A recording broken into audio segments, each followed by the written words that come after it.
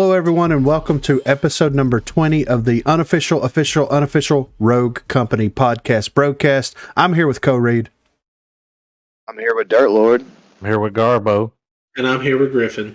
And this is the Rogue Company podcast, bringing you all the news that you need to know about Rogue Company. We got some good stuff for you today. We're going to start off first here by talking about a tweet that happened on March the 2nd. So Rogue Company tweeted this out, and there was a couple of the developers and stuff that tweeted their versions or retweeted this, but what it says here is our new standalone Rogue Company experience built from the ground up for mobile platforms is coming, and we need your help to test it on iOS. Check out the link below to see how you can participate. And whenever you click on the link, it pulls you into a technical test, so like a form that you can fill out and put all your information in here to try to join in the mobile test. So, I'm assuming that this is going to be like an alpha test. In the Jesus Christ, in the last Fireside Chat, they said that, Rogue Company Mobile is kind of like it's own department. They're doing their own thing. They're still looking for like a client engineer, so it's in very, very early stages, and they need more people, apparently specifically with iOS phones, to be able to do some tests and whatnot. And of course, I signed up for it because why not? Yep. If you do get accepted, you will be NDA'd out of your mind. You can't share. You can talk about it. Yeah, you can't share photos, videos, anything like that, but you can definitely give thoughts, opinions, and information on it from the way that the NDA, which, it's not an official NDA. Basically, it's a checkbox that's saying, hey, you won't share any of this stuff. And you're like, yeah, sure, Yeah. But if I get chosen, or if anybody else that we know gets chosen for this, I would be interested to see what that NDA actually has to say about it, because, it would be nice to be able to have access to this and actually kind of talk about it, because I think that it would build hype up for, the areas of the world that we've talked about before that don't have access to like PCs or consoles, things like that. And there's a huge market for that. I really hope that they do like the Roadrunner thing where they take, they redistribute the wealth. You know what I mean? Yeah. Because there's a huge market for that. There's still plenty of people that's going to be playing the core Rogue Company, or as Pretty Hair referred to it, Rogue Company Prime. And yeah, that's what he referred to it as. So if they spread that wealth around, to those two properties, and then possibly to even other high-res properties. I know that they're developing a new game. I know Paladins is still going, Smite's still going, of course, and Realm Royale, I'm not really sure what's going on there, but, it's an ecosystem. You know what I mean? Mm-hmm. So, my thoughts on the mobile thing is since they're building it from the ground up, it's really not going to have any interaction with the Rogue Company Prime stuff. That's what I'm going to start calling it now, since But it would be kind of cool if they did add like certain specific cosmetics in game that you could unlock for one by playing the other, and vice versa. You know what I mean? Like COD Mobile. Yeah, kind of like that. Yeah. I don't see why it wouldn't be that much of a problem. And if it's at its core a really good Rogue Company experience on the mobile device, then it might be something that I'm not going to play a ton of, but it would still be like if I'm on vacation, or if I'm getting my office. oil changed. Yeah, exactly. Yeah. Just hop in and run a few matches and have a good time. A little dodgeball. Yeah, right. So. But the biggest thing that we're going to hit here, one of the biggest things, is actually going to be the King Cobra or the Rambo update. So the Rambo update came out on Tuesday, and we've been playing pretty much nonstop since that update came out to get a little bit of feedback and be prepared for the pod, if you know what I'm saying. And I'm just going to hit some of this stuff, and then we'll kind of review it as we go. So Rambo skin. What do you guys think about the Rambo skin? Love it. Skin's really solid. Voice don't sound like Stallone at all, though. But it looks cool, though, even if you don't have it. Oh, it looks great. It does look awesome. The skin overall does look awesome. And I really We enjoyed found, the Sahara skin as well. What about the gun ramp? Yeah, that thing The is thing's on the wrong side, but yeah, you know. Yeah. Corey pointed that out the other night. Yeah, when you go to charge Sahara, the charging handle's on the left side of the gun, but with the AK skin, the charging handle's on the right side, like most AKs.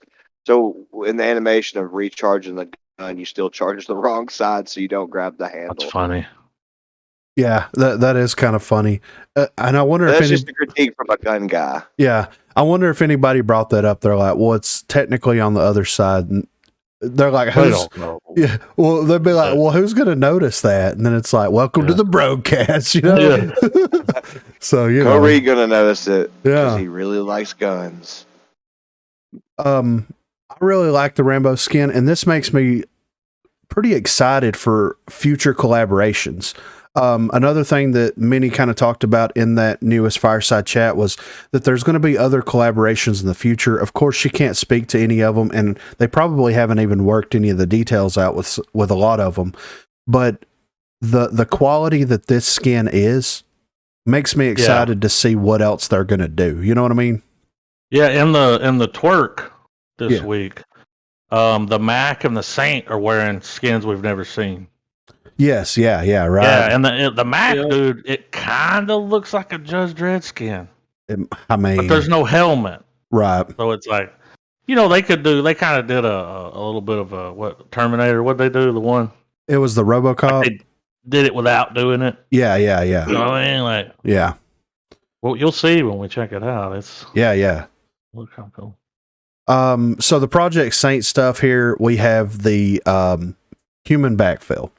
So before tonight, I haven't experienced human backfill at all.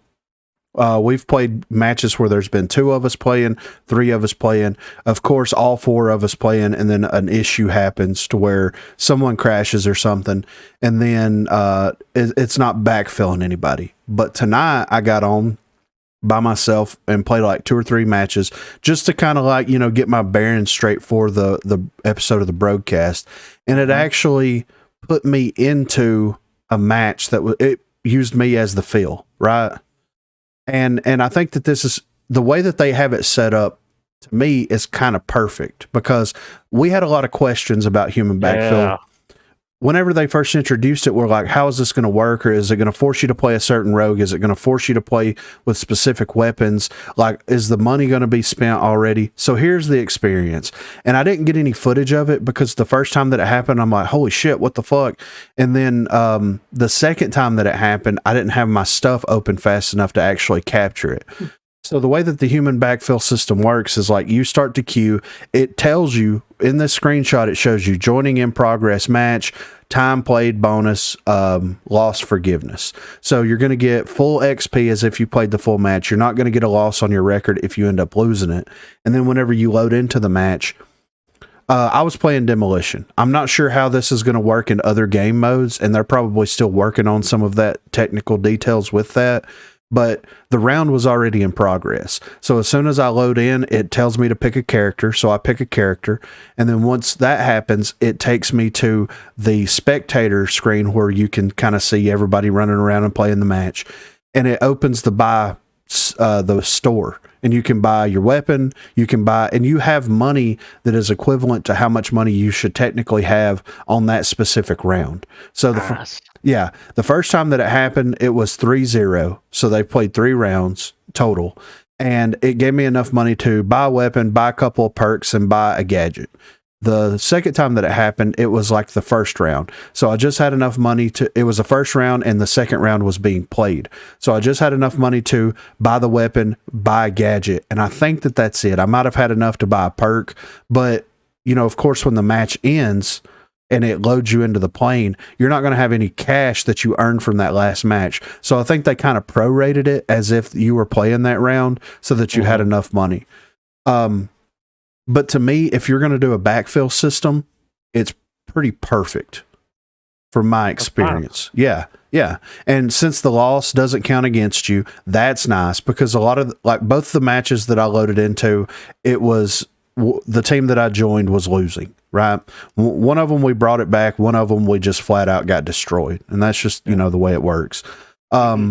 but it's nice that you still gain that XP, and it kind of felt like they give almost more XP. Save the day bonus. Yeah, so you get an extra for sticking around. Yeah, so hats off to you. Yeah, and I know that they had to disable the deserter penalties because the deserter penalties coupled with the human backfill was breaking certain aspects of the game. So now whenever you're playing Demolition, you can just leave the match as if it was a bot match, and it's not going to count against you whatsoever. You can just lobby out and be... So, like it stopped people before. I mean, you know. Exactly, right? Yeah. So with the human backfill, I'm interested to see how they incorporate this into the respawn game modes.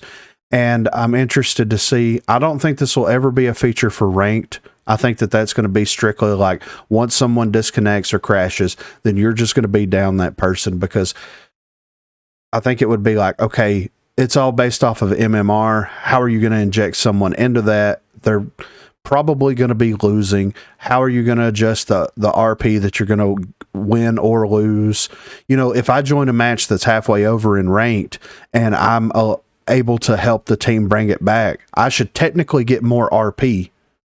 But are they going to do, you see what I mean? So yeah, I think that they'll keep it from that aspect of it. But I do think that the human backfill is like 1,000 times better. It would have just been nice to know this information whenever they first started talking about it, as opposed to waiting until it's a feature in the game and then finding out about it. You know what I mean? They didn't tell us anything. Exactly, right. It was kind of ridiculous. So, but most of actually all the matches that I backfilled into, the highest that it was 3 rounds, and the 4th round was being played. So that I would say that's about halfway through the game. Yeah. It's not too bad, yeah. Yeah, I'm so putting you in the last round. Yeah, it makes sense, yeah. So the more maps, so they added Meltdown Palace and Skyfall to our TDM game modes. I haven't played TDM, so I can't really comment too much on that, but that's good for those players that play TDM. They increased the team size to 6, and I haven't had any issues with that so far. I think we've only done it maybe one time, but that's really cool, especially if they're going to continue to have like LTMs. Like the current LTM is Dodgeball. One of the 2 current LTMs is Dodgeball, and it's a 6v6 version of Dodgeball on the larger maps. And if they're going to experiment with this, like the 6v6 King of the Hill LTM, or maybe like some other LTM, like a Battlezone 6v6 LTM or something like that, it's good to have that queuable system there.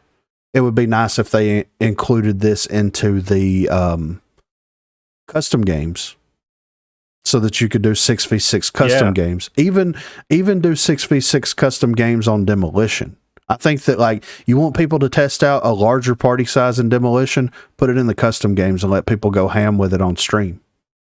I think that would be the perfect way to do it, in my opinion.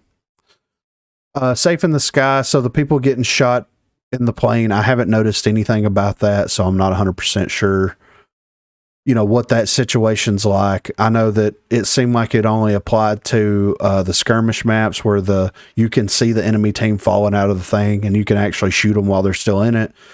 But yeah, there's not a game mode in there that actually utilizes the smaller skirmish maps, so I haven't really tested that out yet.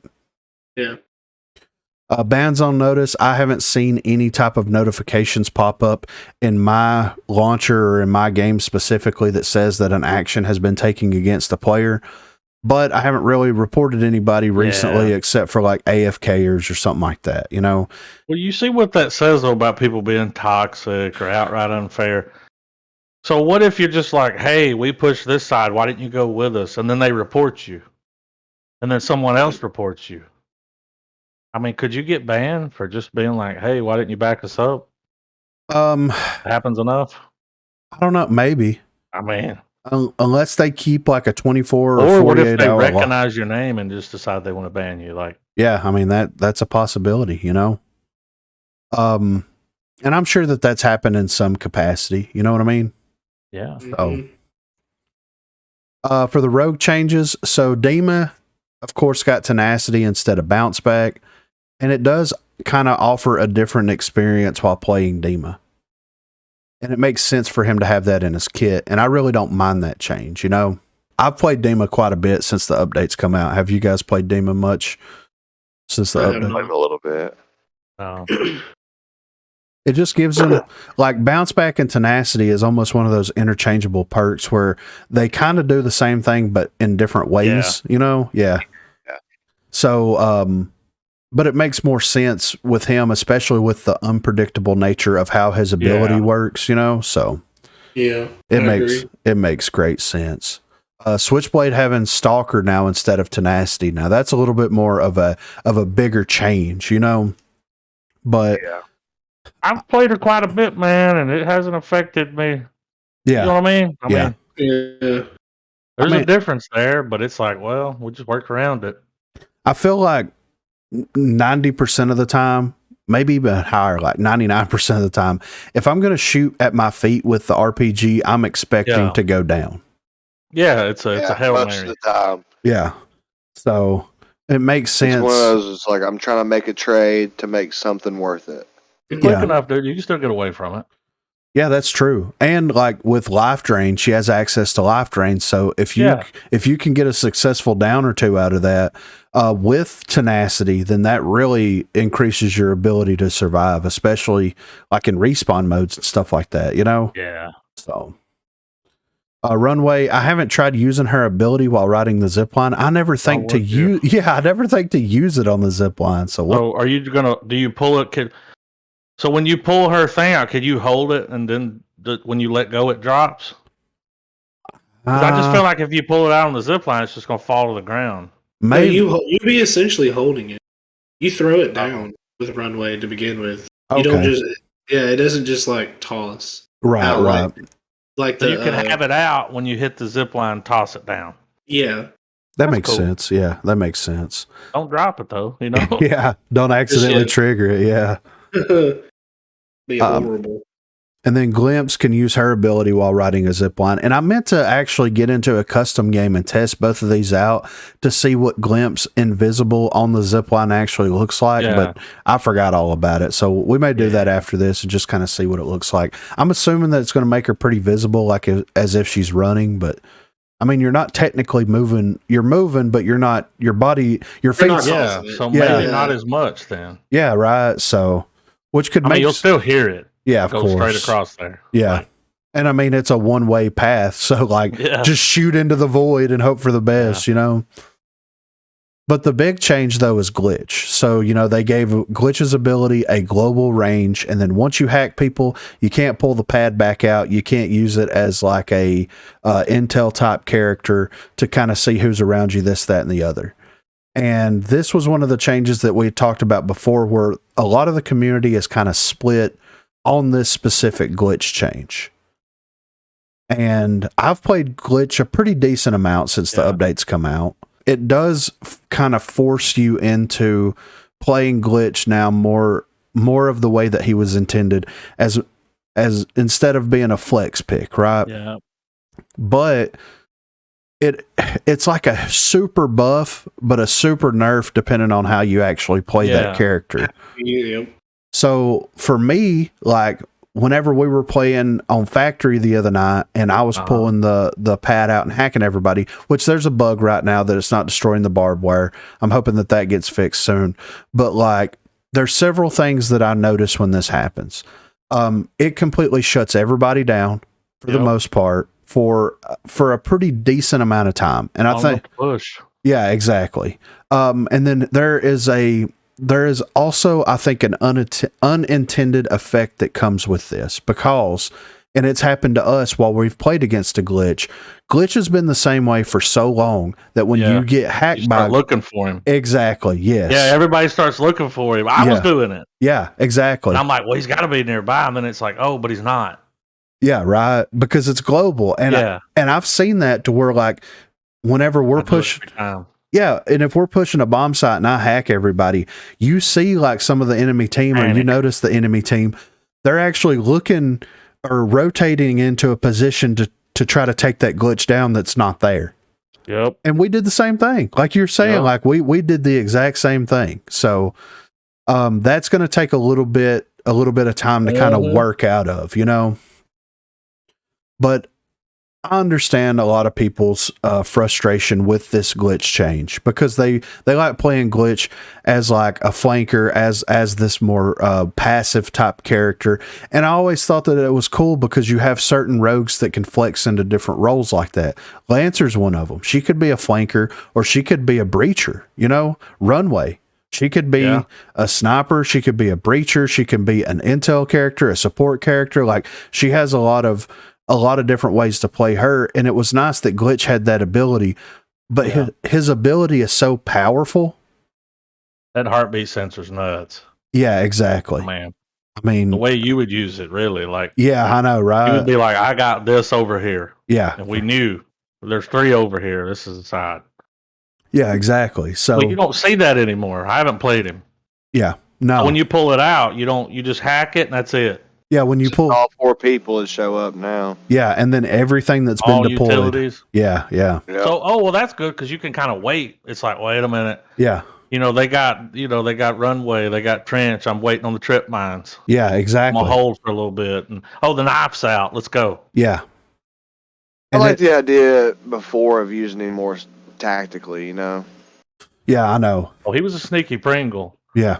He could kind of see where people are coming and everything, but I mean, the idea is that you can only take out a small portion of their gadgets at that point. If you're going against a glitch and you got 3 claymores and you set them up in the same area, he could take them all down. But if you spread them out, it was just kind of a crapshoot there. Well, you had the chance to go to the other side and reset. Yeah, exactly. Exactly. Can't do that now. It's not without a runway to get your shit back up. Yeah. Yeah. And this glitch change has those, I don't know if they're intentional effects or not, but it actually does create people like Trench, Runway, like characters like that. It gives them, the people that are playing against the glitch have to really think harder about when they're going to actually deploy all of their utility. Because it's a damn good counter for Runway. It is. And Sigrid. Yeah, yeah, exactly. And Trench and Mac and Anvil, because these are entities in the world that are stationary, that are going to be there until they're destroyed or until someone runs into them or whatever. And it really forces people that play Trench a lot or that play Runway a lot or that play a lot of these characters to kind of think of like, okay, when is the perfect time to use my ability? Because I know if I'm playing Sigrid, as soon as I pull that shield out, the entire team's going to get hacked. And if we're in a gunfight currently, then that is going to screw us over in a giant way. So and now he doesn't even have to be near you. All one of his teammates just says the shield's out. Yeah, exactly. He could be on the other side of the map. Yeah. And to just shut it down. And to me, that like it also opens the door up for almost more counterplay and more flanking potential with glitch, because think about if you're pushing A site on whatever map and glitch goes off on B site, and whenever they get up to start trying to plant the bomb or whatever, then you can hack them and you can rotate with padded steps successfully into their backline with glitch. Right behind them. So it offers that flanking ability with glitch because of the padded steps. You just have to approach it in a different way now. So, like I said, it sucks for the people that played him a very specific way, but I think that this, in my opinion, opens the door up for exploring new ways to approach a situation whenever you're actually using glitch as a character. That's just my thoughts. With Talon, dude. They did the same thing. You can't just set it and forget it. Yeah, exactly. Right. You better pull that thing back. Mm-hmm. Don't just throw it somewhere and leave it. It ain't going to be there long. Yeah. And that's another thing, too. Like, I've noticed that the Talon counterplay to glitch is something that is a very interesting dynamic, because Talon can throw his dart out. He can pull it back. He can be in the process of pulling that thing back while you're hacking him. Done. Yeah. So if he gets it back on his person, then once that hack goes away, he still has access to that ability. Yeah. So it's this weird kind of dynamic between these two characters that you really don't see with any of the other characters. So, and then I tested it out one night. I played glitch on one match. I think it was factory again, and classic glitch match, you know, classic scorch map. But, I would land, and as soon as I would land, I'd hack everybody. just to see how long it would delay the setup. And on a map that size, and a lot of the maps that are a little bit longer, it really doesn't affect everybody quite as much. You did it on lockdown and it worked a little better. Yeah. Lockdown was a little bit more of a different beast. Yeah. So, because you can rotate quickly into one of those plant sites. Yeah. So, like if you were doing that on High Castle, if you were defending on High Castle or even pushing on High Castle and you hit that glitch hack right out of the gate, then you could push up fully onto a point before they can set up. Well, before like a trench can get in there and put trophies. And, and trip mines and hit the briefcase and come back and because he'll straight turtle in. I know, right? Now they got to get the barbed wire fixed. That's kind of a bummer thing whenever you're playing against that. Yeah. But for the weapon changes, we have the tier and the full body, so they increase the scope's movement speed and headshot damage as the level 3 upgrades now for each of those weapons, and they remove the damage fall off from those. And in one of the previous updates, they actually increased the headshot damage for both of those weapons, and we'll get into that topic whenever we do This Week in Rogue Company, because I knew it was building towards something. Now we know what it's building towards, so we can get into that. The KA-30 increased the fire rate of the weapon. So I've played with the KA-30 and the Sahara a pretty good bit since the update came out. I do not like the KA-30 change, personally. I didn't really like it either. It doesn't feel the same. It just made it jumpy. Yeah. That's all it is, yeah. And like they're trying to shut it down. They want to force people to another gun. Yeah. Well, and for me personally, I like weapons that fire slower but hit harder. Yes. So the HRM, the Sahara, the Hydra, weapons like that have a slower fire rate that hit harder. And even though the recoil on those weapons are way more extreme than some of the other assault rifles, but it cancels it out. Yeah, with the slow fire rate. Exactly. It allows you to recover between shots way easier than something like this. And better. Yeah.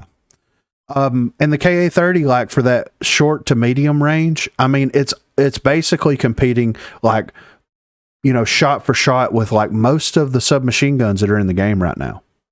Yeah. So to me, it feels like they're saying in this write-up, it's, they're trying to bring it closer to its new identity. And to me, it feels like they're trying to make the KA-30 another one of those weapons that's like a SMG AR hybrid. And did you hip fire with it? Yes, I did. Was it bouncy? It was a little bit more bouncy, but in a lot of those situations, people are like flipping and running and doing crazy shit. So it's kind of hard to, You're all over the place. Yeah, it's hard to compare apples to apples on that, But the Sahara changed. They decreased the fire rate slightly and increased the reticle bloom slightly. And for me personally, it put the gun in a better spot. Yeah, I had some good luck with it. I mean, it makes it way easier to control, even though it wasn't really that hard to control to begin with, but it made it easier to control. The damage is still there. They didn't adjust any of the damage numbers on it, but it just feels more satisfying to use. And especially with that Mythic wrap and the way that the audio sounds on it. Yeah. Like it's crazy, right? So, what do you guys think about the Sahara? I haven't used it. I've been trying to get the HRM mastered, so that's been my goal. Oh yeah. Yeah. I like the Sahara a lot so far. Yeah, I mean, nice, man. Yeah, the reticle bloom, you can tell that the reticle bloom is there because it's not a laser beam like it used to be. But it affords you the headshot potential because of the slower fire rate, in my opinion. To line it up. Yes, exactly. So I kind of prefer it more now than it was before. And I think more with it since the update than I did before. So yeah, absolutely, it's man. Good, man. And I think that like because of this change on paper is like kind of a nerf to the weapon. I think that a lot of the comp players and a lot of the streamers are going to move away from this as a meta weapon when it really didn't change that much about the weapon. Yeah, the TTK on it is a little bit lower than it was before because they're decreasing the fire rate of it, but But you could hit more shots. Yeah, exactly. Yeah. Oh, So yeah, exactly. It's like the LMP, dude. Yeah, I know. Yeah, I can't look at it. Yeah. Yeah. So the arbitrator, the level 3 upgrade provides less range. The spread has been increased, and the fire rate upgrade now provides less fire rate. And like the arbitrator, we've talked about this and talked about this and talked about this. We played a game the other night with a Lancer that had the arbitrator, and it was still just as devastating as it was pre-update. Yeah. Especially with that roll reload. It did. That's what makes it so deadly. Yeah. And now, if I could get someone that has to reload, I might have a chance. Yeah. Yeah, because she wasn't necessarily accurate. She was just able to reload it fast. Just rolling all over the place. Every time you take a shot, she just roll. Yeah, exactly. And it's like, goddamn. So, I mean, a lot of the weapon balance really doesn't make a whole lot of sense because, like, you're going to have those people that are going to be able to use it and exploit it. Like, the Lancer players, like, Scorch with Replenish.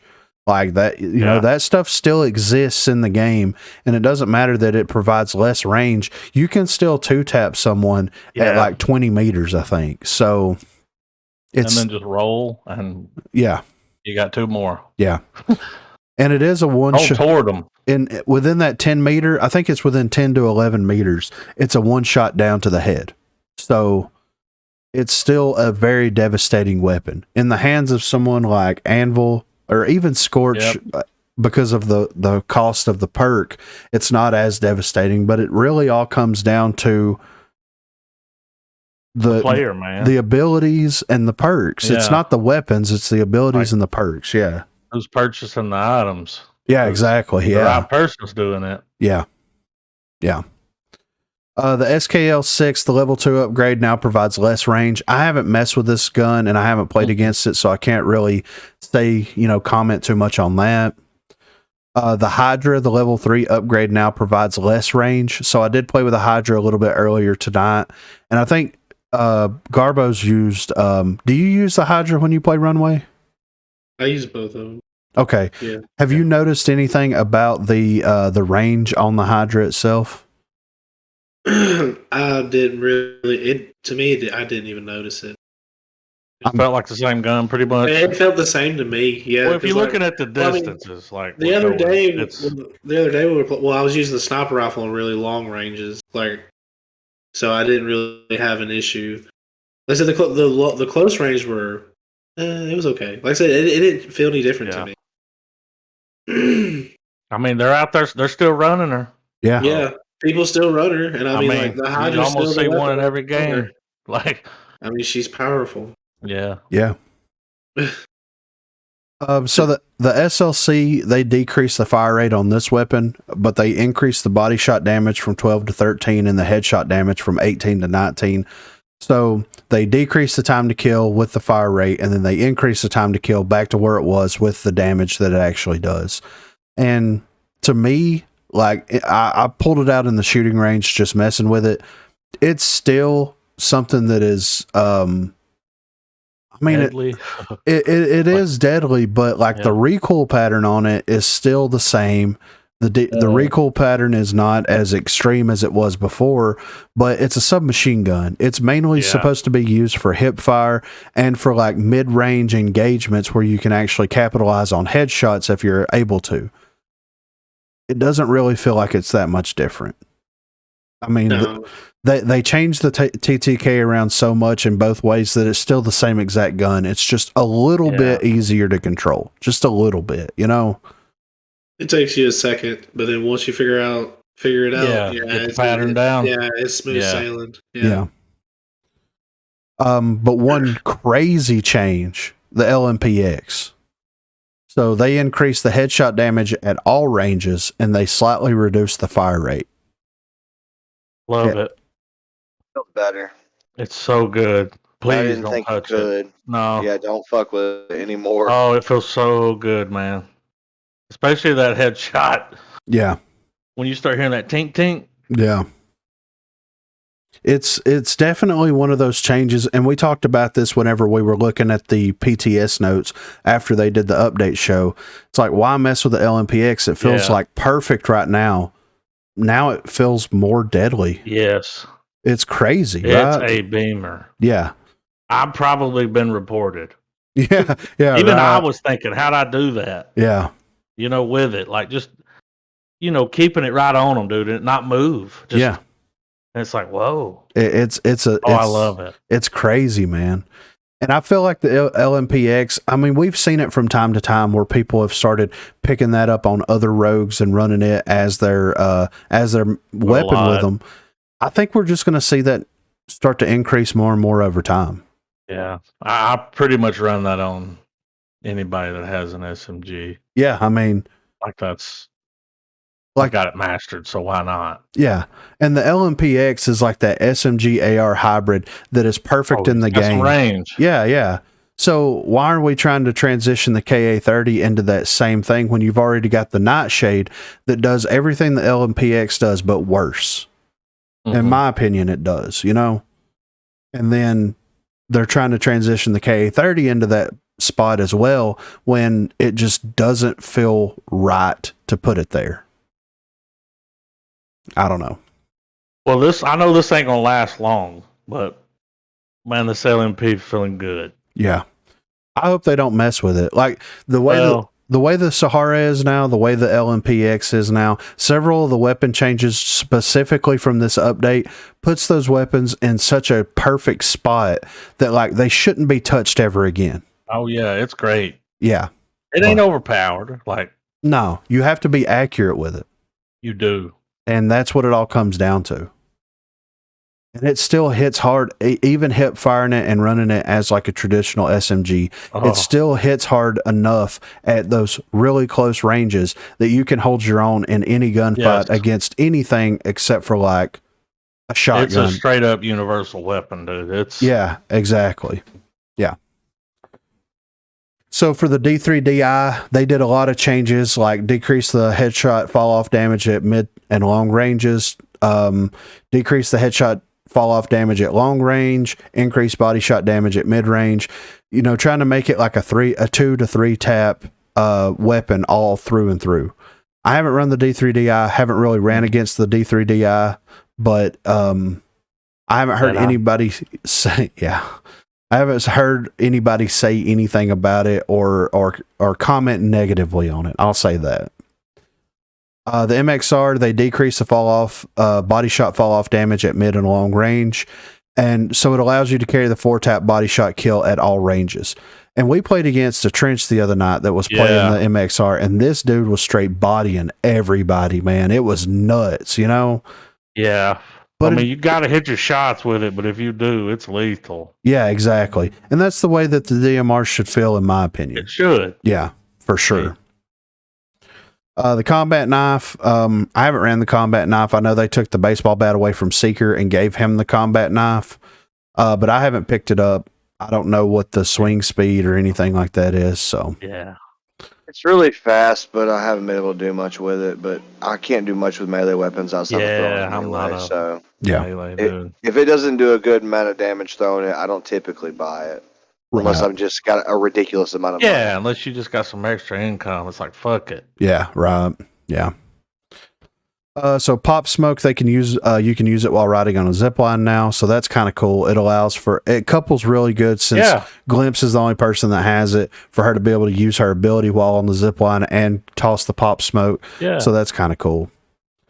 I do like it as a gadget. Yeah, right. Battlezone, the cloak state of Mythic crates. I haven't played Battlezone, so I can't speak to this, but I've seen how they're there. They're entities in the world, but I'm not sure if you can shoot through them or if you can use them as a piece of invisible cover. I'm not 100% sure on that, but it's still kind of a weird change in my opinion. We've already talked about Team Deathmatch. King of the hill time has been changed from 60 to 75 seconds, and the number of hill moves has been changed from 10 to 8.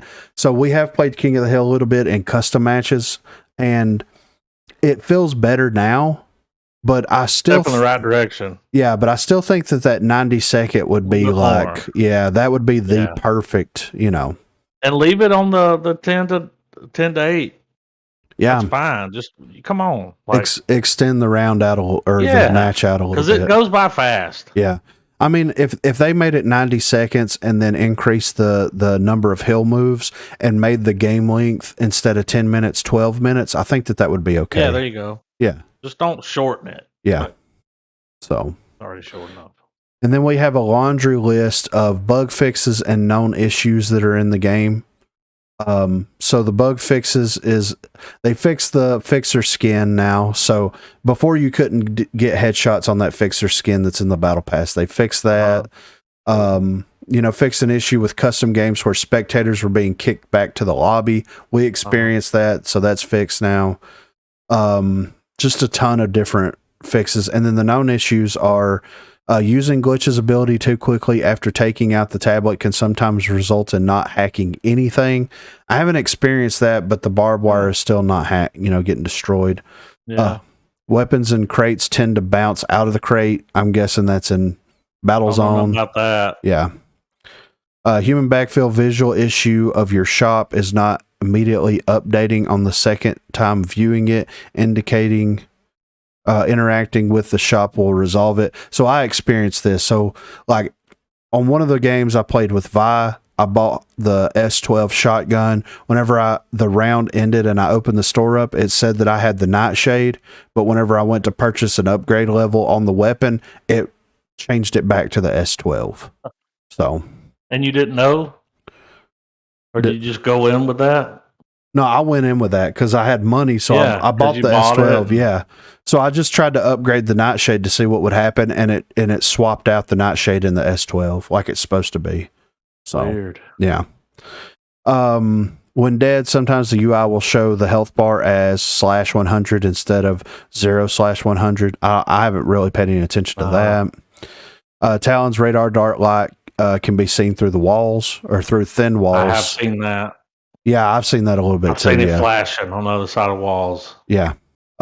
Scanning text appears while using Glitch's ability. I haven't really seen that. Tossing a gadget while mid emote has a chance for the gadget to be consumed, but not. Don't emote when you toss a gadget, dude. Yeah. Damn. Yeah. You dancing and tossing shit? Yeah. Toxic. Might get banned. Glimpse bot will occasionally remain cloaked permanently, and Glimpse bot will occasionally remain cloaked while firing. I mean, that's kind of a big deal, you know? Glimpse bot? Yeah, Glimpse bot. Thought we didn't have bots in the game. Yeah. I guess it's for the practice matches or whatever. Okay. Yeah. I'm like, what? Yeah. But that is the Rambo update. So whenever we talked about the Rambo update the last time, we were like, the only thing good that's going to come out of this update is going to be the actual Rambo skin and the cosmetic stuff. But after playing and experiencing the update, it's been pretty successful in my opinion. It has. The only issue is the matchmaking, dude. The matchmaking's been kind of funky, but yeah. Other than that, it's running pretty good. But to be fair, though, we've got a first licensed skin in the game, so you've got an influx of new players. Sylvester Stallone tweeted out that he was going to be in the game. So, and that almost 3 million people. That was a lot of people that saw that. So I'm sure that there's a ton of people that are coming into the game because of that. They're like, ooh, free game. Yeah, exactly. So there's a huge influx of new players, and we'll get into the matchmaking stuff, of course, when we get into the community section. But it does feel like we've been playing against a lot and with a lot of newer players. So it is what it is, And rip newer players, RIP. Like, yeah, right. Kill yeah. it, Yeah. You're not helping with sometimes you feel bad. KA. Yeah. So, but we did get a new episode of This Week in Rogue Company, and we're going to check it out. So normally what I would do in the past on the Broguecast was I would go in and I would cut out the actual This Week in Rogue Company and just have our reaction to it. But I'm going to keep it in from now on just for continuity's sake. Yeah. So that way going forward, if something ever was to happen and there was one that was disappear, it will still be available on the Broguecast.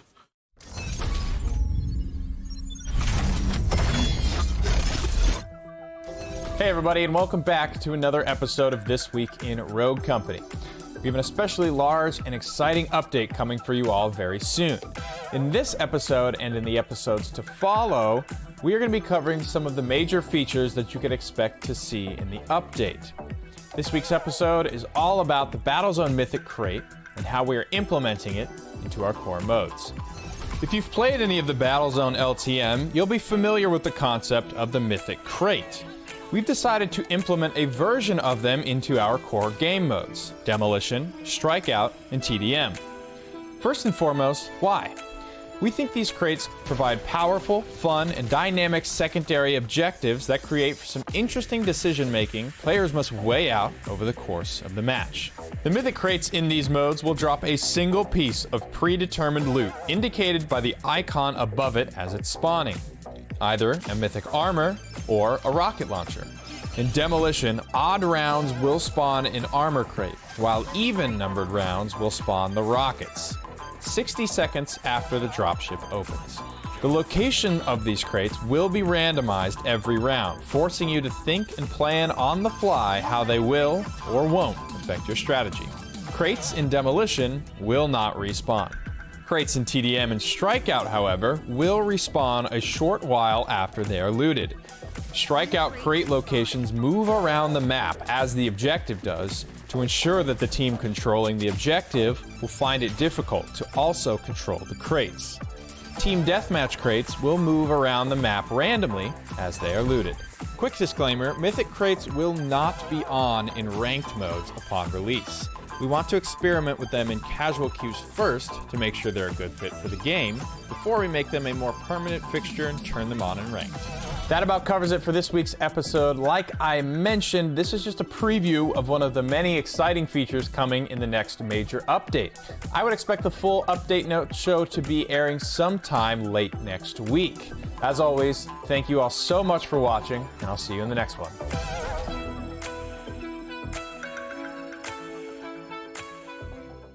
All right, so this week in Rogue Company, they explained that they are going to be adding, but they explained that they're going to be, for the casual, TDM, Strikeout, and Demolition, they're going to be adding these Mythic crates as entities onto the map, and basically there's going to be two different versions of it. You're going to have one version that's going to have an RPG in it, and it's going to be like an actual RPG without the napalm effect that Switchblade has, and one Mythic chest is going to have a piece of Mythic armor inside of it, which is going to give you 100 armor.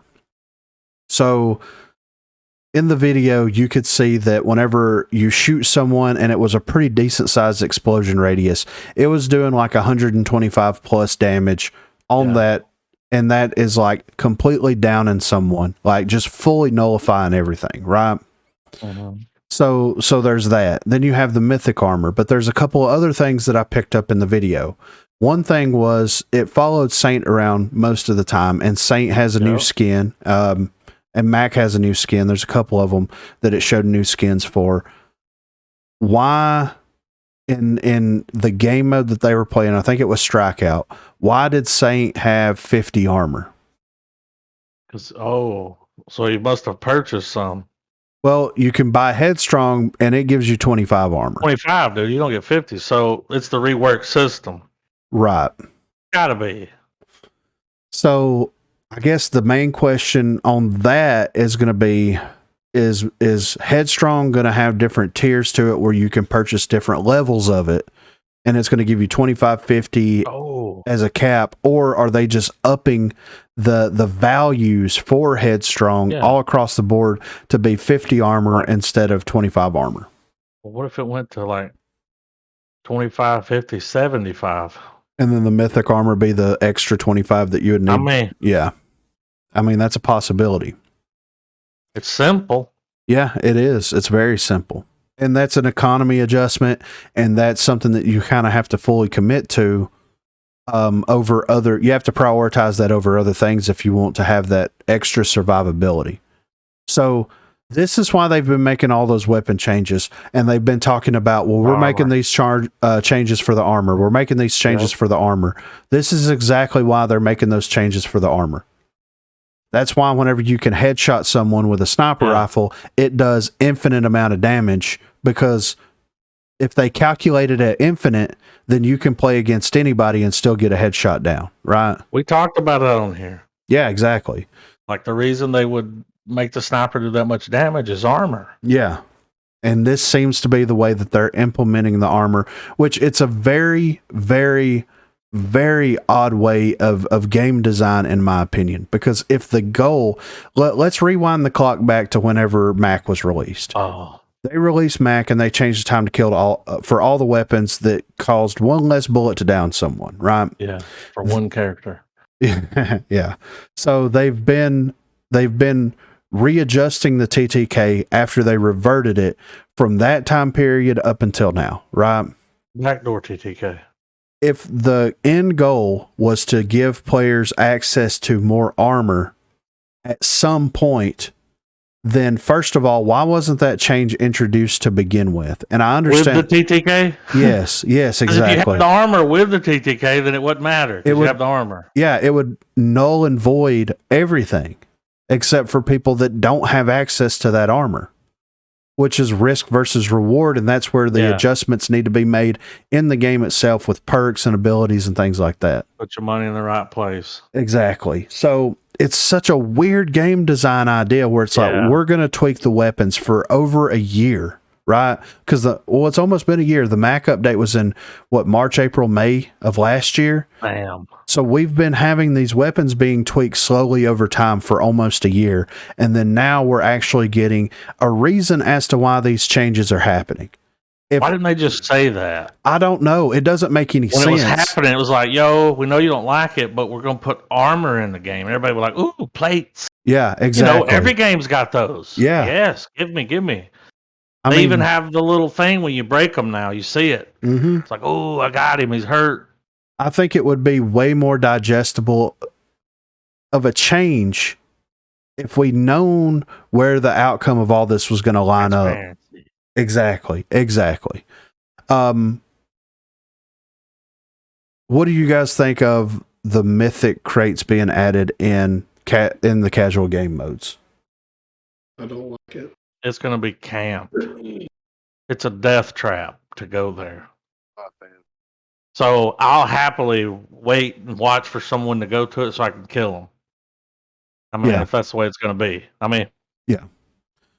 So on in the community section, when we get into the Fireside Chats, Pretty Hair actually expands on this just a little bit. So we'll talk about it a little bit more after he expands on the thought process behind this.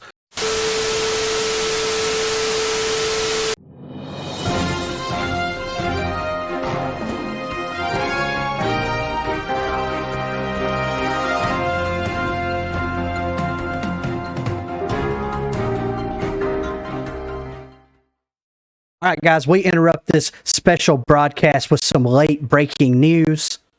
We got to talk about some stuff here.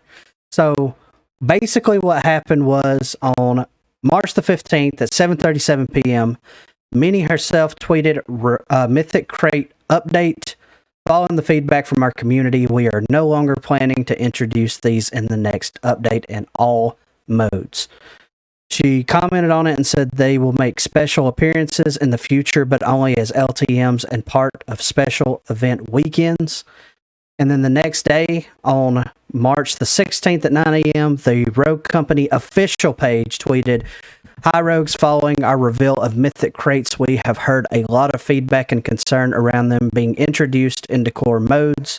We hear you and will be removing this change from the update, having them return as LTM modes or weekend events instead." I mean, this happened faster than the TTK changes.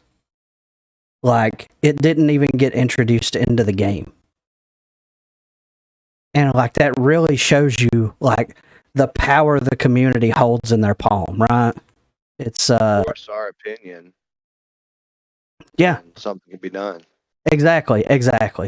And, you know, they've hinted and mentioned things, you know, that like big changes are coming, things like this. And it's really interesting whenever you sit down and break everything down that they did a This Week in Rogue Company solely focusing on the Mythic crates, and they kind of played it off as like a little teaser thing, like, oh, this is something to look forward to in the update show that's going to be coming out, the following week.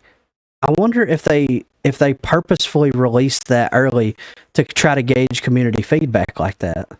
I mean, I don't think they thought they were going to take it out. You don't think so? Mm-mm. I mean, not like Well, the I thought it was way a great certain people idea. was acting. Yeah. Just seemed kind of bummed out. Yeah. Yeah, you're right. And of course, we'll get into a lot of this stuff in the community section when that rolls around. But this is just kind of a precursor thing. Like the changes have been made. They took them out, and there's some topics that we hit on in the community section as well that actually focus on this. And at this point, like those topics are kind of null and void, but I'm still going to leave it in just as, just because we've been there, done that. And we actually voiced our opinions on it. And it's, like I said, it's nice to see the community kind of come together because, I mean, in reality, this probably would have been a really bad change for Demolition specifically. I think that they probably could have worked it into the respawn modes and made it something interesting and fun, but you can't change up your core game mode to that extent and not expect some kind of backlash from it, right? Why didn't they start with that? Yeah, exactly. Like they should just be like, we might put it in the core game, and then people are like, no, and it's like, okay, we won't, but we'll leave it. I have no idea. And like we said, it's like, why didn't you just introduce it as a LTM to see how people felt about it? I mean, how it plays. Yeah, because Battlezone's still an LTM, and they're saying, according to some of the developers, like there's a huge player base for Battlezone. Well, if there's such a huge player base for it, other than splitting the queues up, why don't you introduce it as a core mode? I don't know. It's very interesting. So I'm very excited to see what this next update show is about. If if this is the change that they're willing to put out there early, then what do they have in store? Because they've hinted at stuff in the past. Like they've done This Week in Rogue Company updates before the update show where it was like, we're taking this perk away from this character and giving them this perk instead. And we're doing a little bit of weapon balance to this, or we're changing the rounds in Demolition. Like it's been kind of like minor things.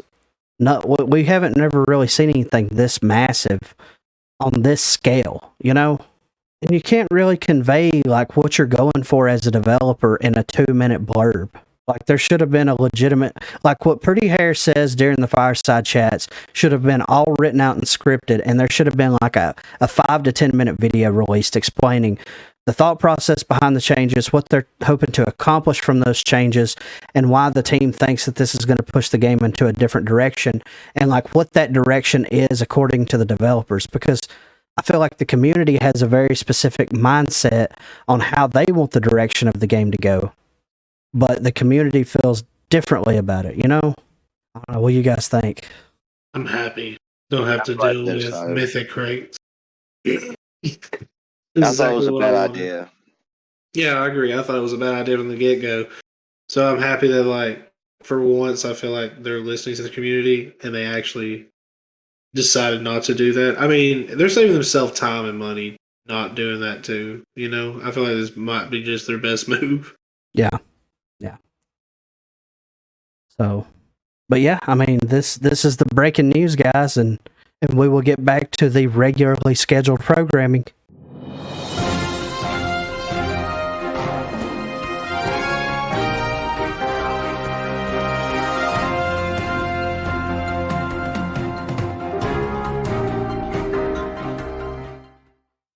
But before we get into the community section, I did 2 separate polls. I did a poll on Twitter. I did a poll on YouTube, just to kind of get the common consensus of how people are feeling about this change.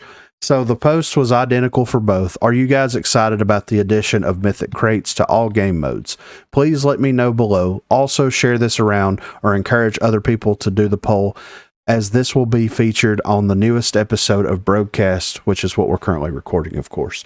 So On the YouTube side of the world, we got 46 votes. 67% of people are saying no, they're not excited about the change. 20% of people are saying that they are, and 13% of people are ugh. So I put that in there as like, what the fuck, why? Right? Yeah. So we've got a 67% no on this. Whenever we look at Twitter, we've got 92 votes with 63% of people saying no, 17.4% of people saying yes, and 19.6% of people saying ugh. So I mean, it's pretty simple. Whenever look at it. Yeah, I know. And whenever you look at the comments on the YouTube video, whenever you look at the comments on the Twitter post, whenever you go to Reddit, it is I would say 95% of the player base is like, what the fuck are you guys doing? This is worse than like the mastery. Like this is, you know what I mean? This is worse than TTK, and people are freaking out. Yeah, I know. So what I would suggest to do, because I know the update show is going to be coming out next week. This episode is not going to release until the following Monday after that. They're going to run a PTS over the weekend before the this episode of the Broguecast comes out. I'm going to try to get on there and experience it a little bit so that we can discuss it. But what I would suggest doing would be have a mosh pit style playlist with the 3 casual modes included in that, with the mythic crates. Let people that don't have access to the PTS play that game mode whenever it comes to the live servers, and then make a decision on what you're going to do with it. Because here's all I'm going to say.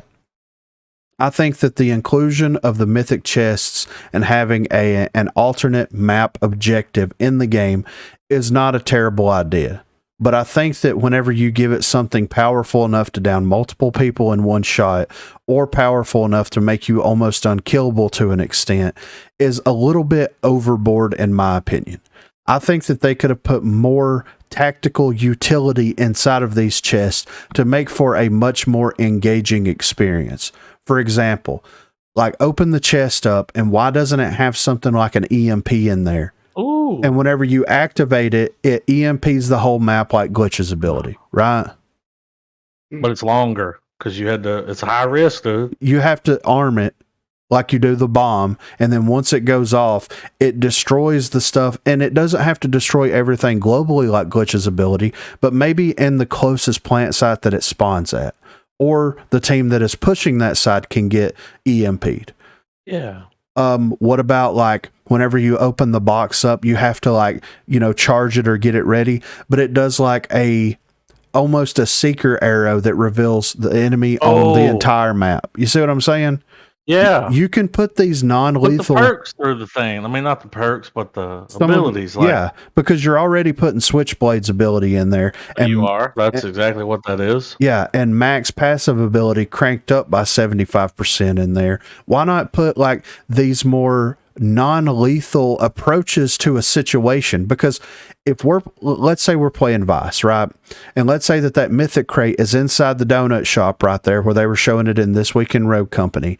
And you can get to it, arm it, and it sets an EMP or a reveal off. That gives you the pushing opportunity to do what you need to do. Also, good intel. Yeah. Also, it alerts the enemy team exactly where you are. So they're going to start rotating. So that's going to, you see what I mean? Risk versus reward. They're coming. Yeah. Instead of, they're headed to the crate too. Yeah, for sure. Right. Like, they're pushing people to a certain area. It's going to make the matches shorter. Oh yeah, for sure. Right. But it's also going to give more, incentive to buy certain types of utility, like APS systems. People are going to start prioritizing EMP grenades because, I mean, whatever ability they pull out. Yeah, exactly. EMP. So I feel like instead of putting those two things specifically in the chest, they could have really did something unique here. If it gave you more of a tactical advantage instead of. Yes, that's what we need. Yeah, instead of being something that is purely damage based or purely soaking up more damage. That's like the TTK changes. It's easy to go in there and up the damage for all the weapons to cause one less bullet to down someone, but what are the ramifications of that happening? Well, I prefer intel over armor. Exactly. And it's like we're playing with a team and knowing where they're at. And Yeah. that's everything. Yeah. Exactly. So I think that like there's a good idea there. I don't think that the execution of it as it is right now is the way to go with it. But I think Rocket launcher. yeah, I know, right? Because if it's going to do that kind of damage, you're guaranteed, unless you whiff the fuck out of it, you're guaranteed to get a minimum of one down, if not an entire squad wipe, an entire team wipe with it. But if you want a rocket launcher, just pick Switchblade. But She's got one that has fire. Well, and think about it this way. You've got Switchblade on your team. You've got Dima on your team. You pick up the RPG. Oh, yeah, dude. You got Cannon. You're going to be an unstoppable force. Oh, shit. It's going to be so... Think about that. Get Sigrid with the shield? Yeah, it's going to be so frustrating. Yeah, for sure. So, like I said, holy shit. I think that there's a good idea in there, but just like almost everything else that's introduced into the game, it's the simple way. It's the simplest way. More damage or soak up more damage. Let's do more damage with the weapons to make the time to kill faster. Let's do the simplest thing that we can possibly do and introduce it into the game. And then the community freaks out about it. Rightfully so. Because they're pretty upset about this one. Yeah, for sure. It's bad. Yeah. So I guess to wrap it up on my part and to kind of summarize everything, I'm glad that the development team is thinking outside the box and trying to do and introduce new mechanics into the game to keep the game fresh and engaging.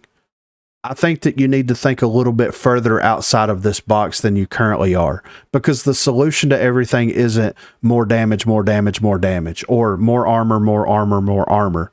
This is supposed to be, in that video that was posted on Reddit, a tactical third-person shooter. Yeah. What comes with tactical third-person shooter is a lot of intel.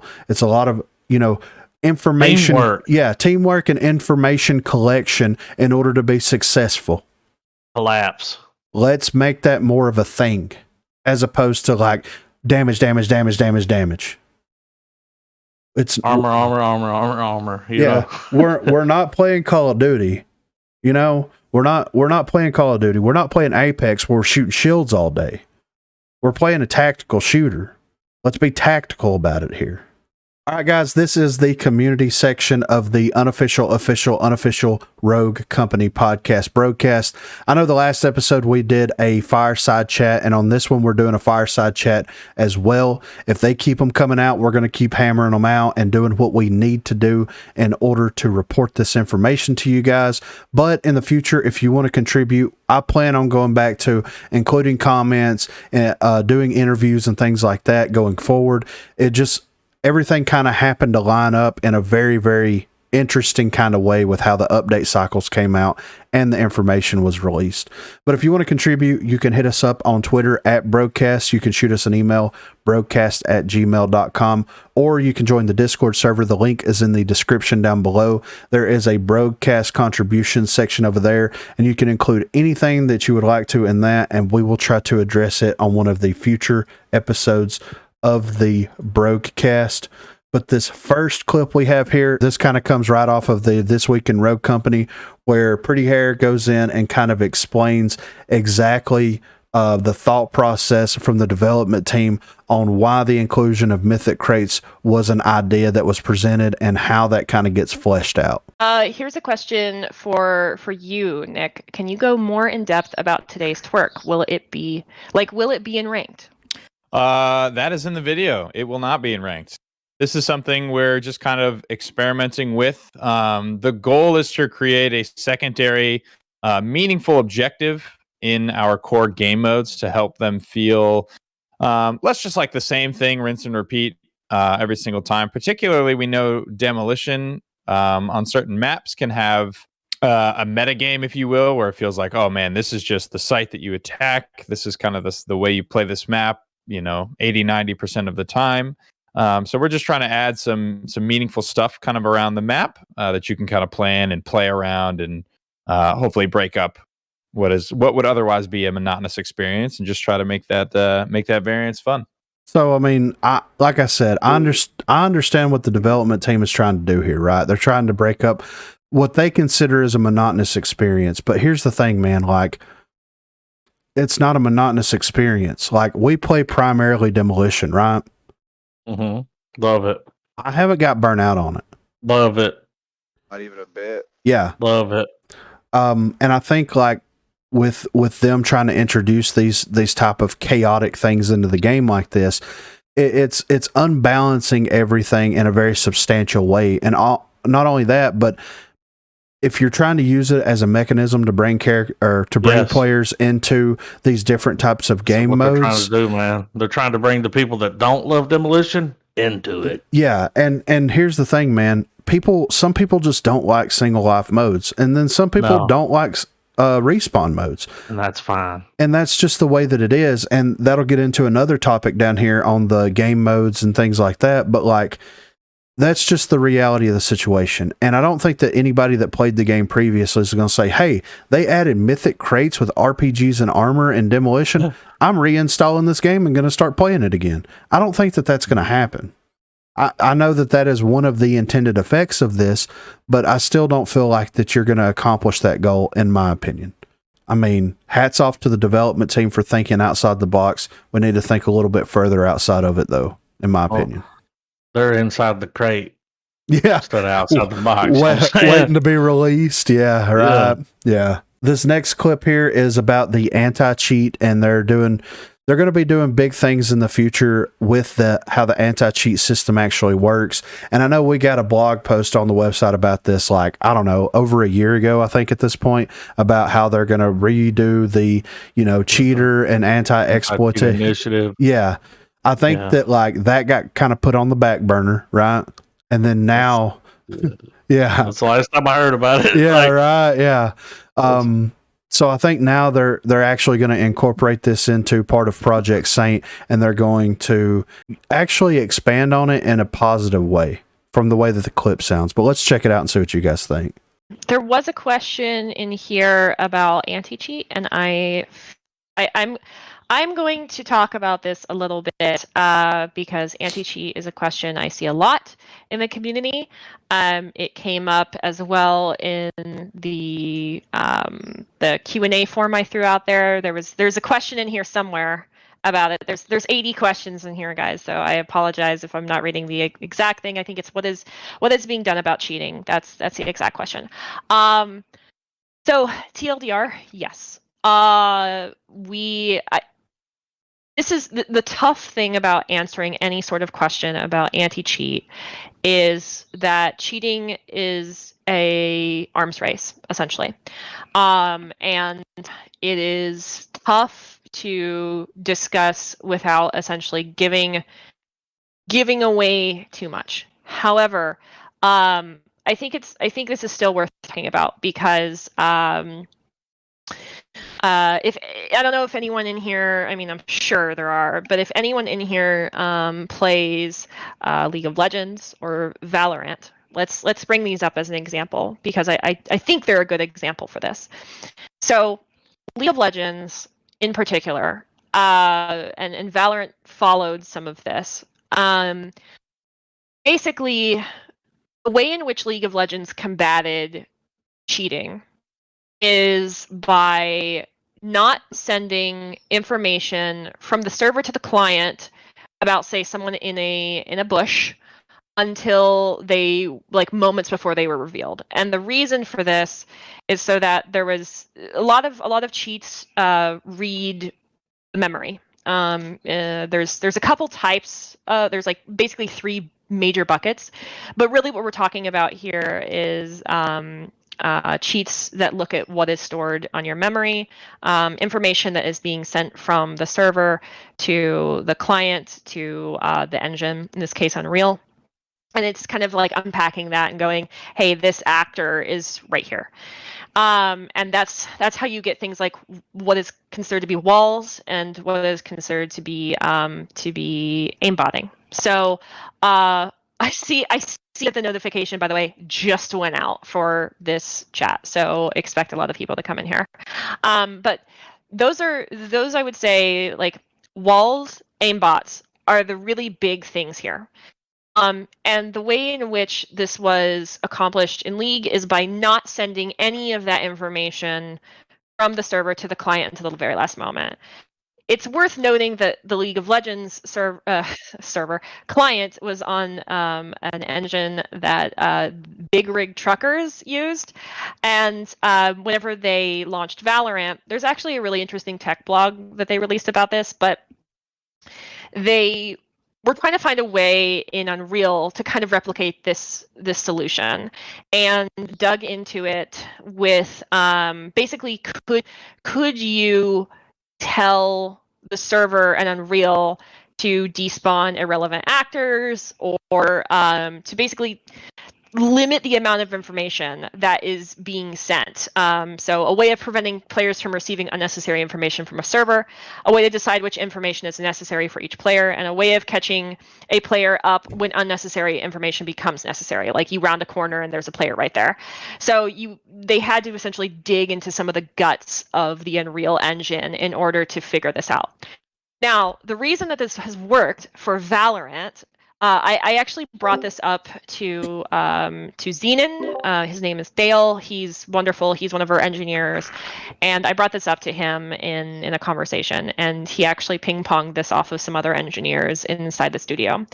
And there's a couple problems with us being able to use something exclusively like this for cheating. And the biggest thing is that Rogue Company is on consoles. Oh, there's all the listeners. So one of the toughest things about combating cheating on Rogue Company is that we are on consoles, and so we need to take into consideration, like, we potentially cannot limit this kind of information that is being sent to clients running on console because of that. So the solutions that work for, say, Valorant would not necessarily work for as a solution for Rogue. However, I was talking with Zenon about this, and there are some things with EAC, and as a CM, I spend a lot of time on cheat forums, actually, because I really love bopping cheaters. Just my personal little joy in life. So I know that cheaters, it's funny, say that EAC is one of the tougher clients to deal with. And I know that we are looking to be improving this in the next couple releases. So yes, we are improving. We are improving the anti-cheat situation. So I thought that this was kind of interesting, where it's like, I've never really thought about that. So, like Valorant, for example, like she was saying, it's only on PC, so they have a little bit more control over how their anti-cheat actually works compared to something that has like cross-play functionality. Mm-hmm. I mean, look at Warzone. You know what I mean? Yeah. And look at the time that it has taken them to actually put some type of an anti-cheat into something like that, where like literally millions of dollars have been on the line since the release of that game. You know what I mean? Mm-hmm. Mm-hmm. So it's a very interesting thing. But she also noted, and I thought that I kept it in here, but she also noted that easy anti-cheat is always going to be a thing, and that's what Hi-Res is used for their anti-cheat across all of their games, from what I'm aware of. But they're going to have to incorporate a different type of anti-cheat software into, like, coupled with easy anti-cheat in order to make something like this happen. And it's crazy that, like, Unreal Engine being kind of like the standard for a lot of developers that use it, they don't have a way to go in there and do something like this, or they haven't thought to go in there and make this something that is easily accessible from the actual engine side. You know what I mean?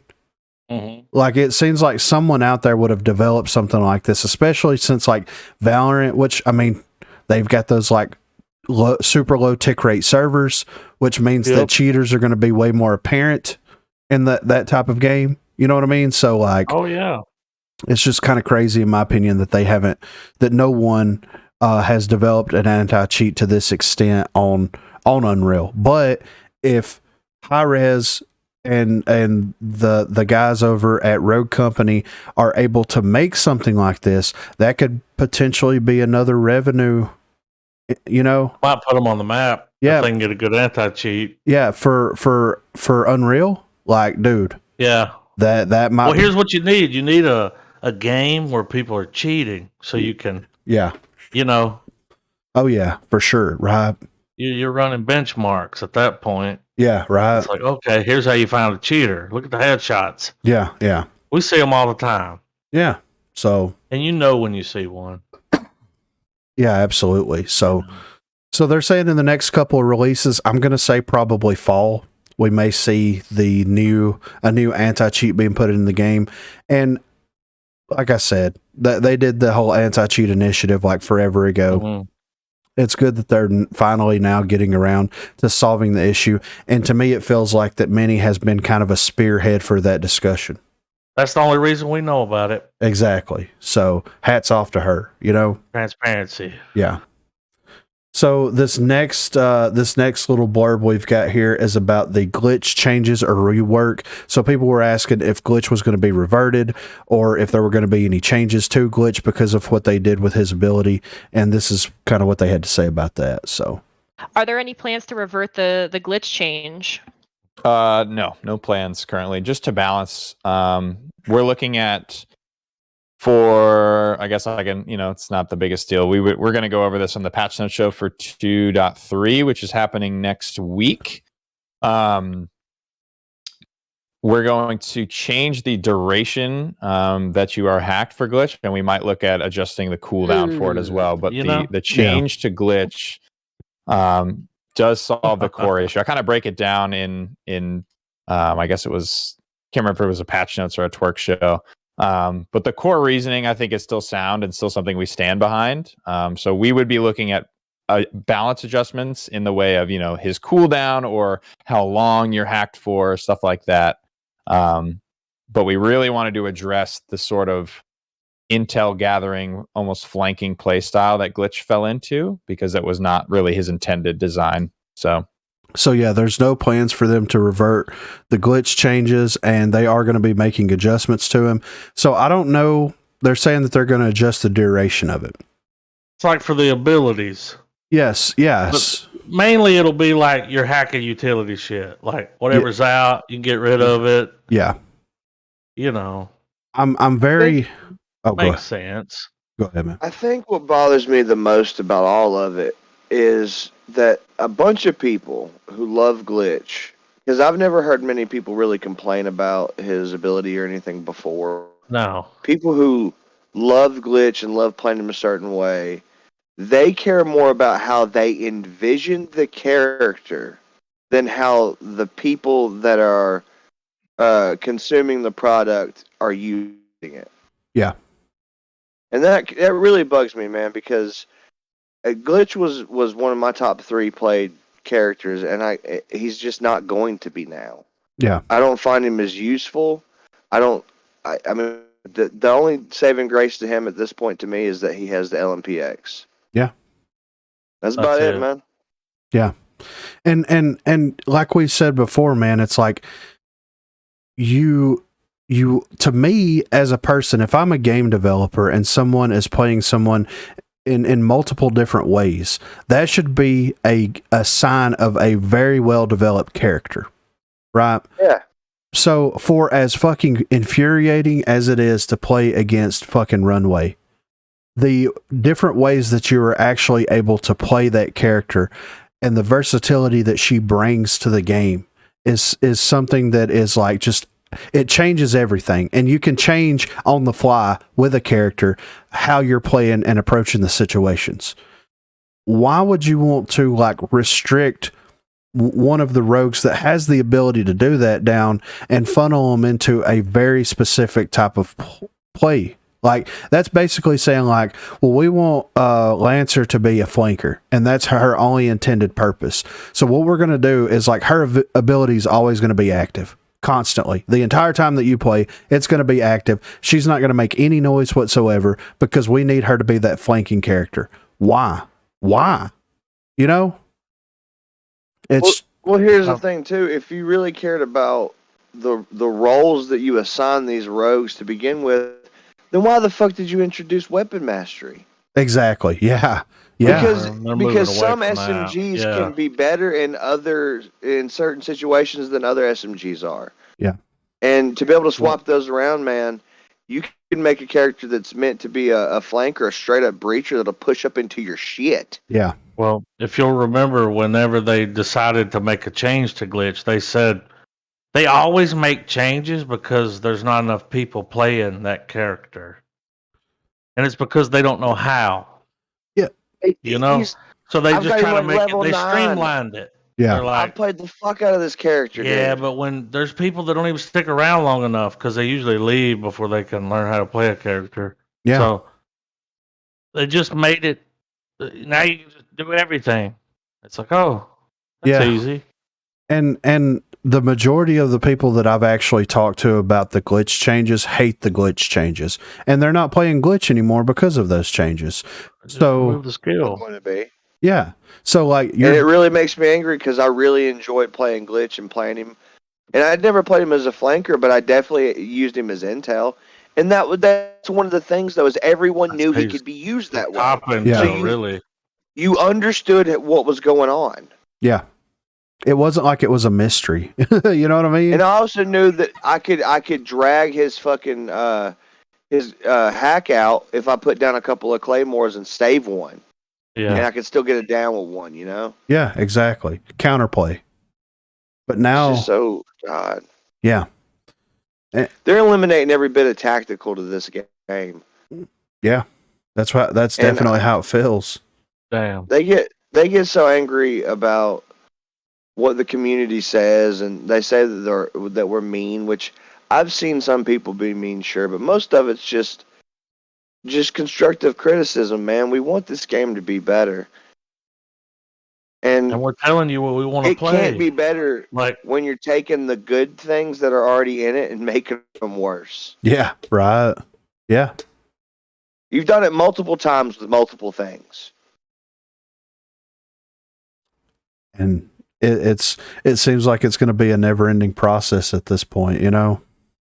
I know the developers don't like reading the Reddit page, but it would help if you read a little bit of some of the comments everywhere because they're mostly negative.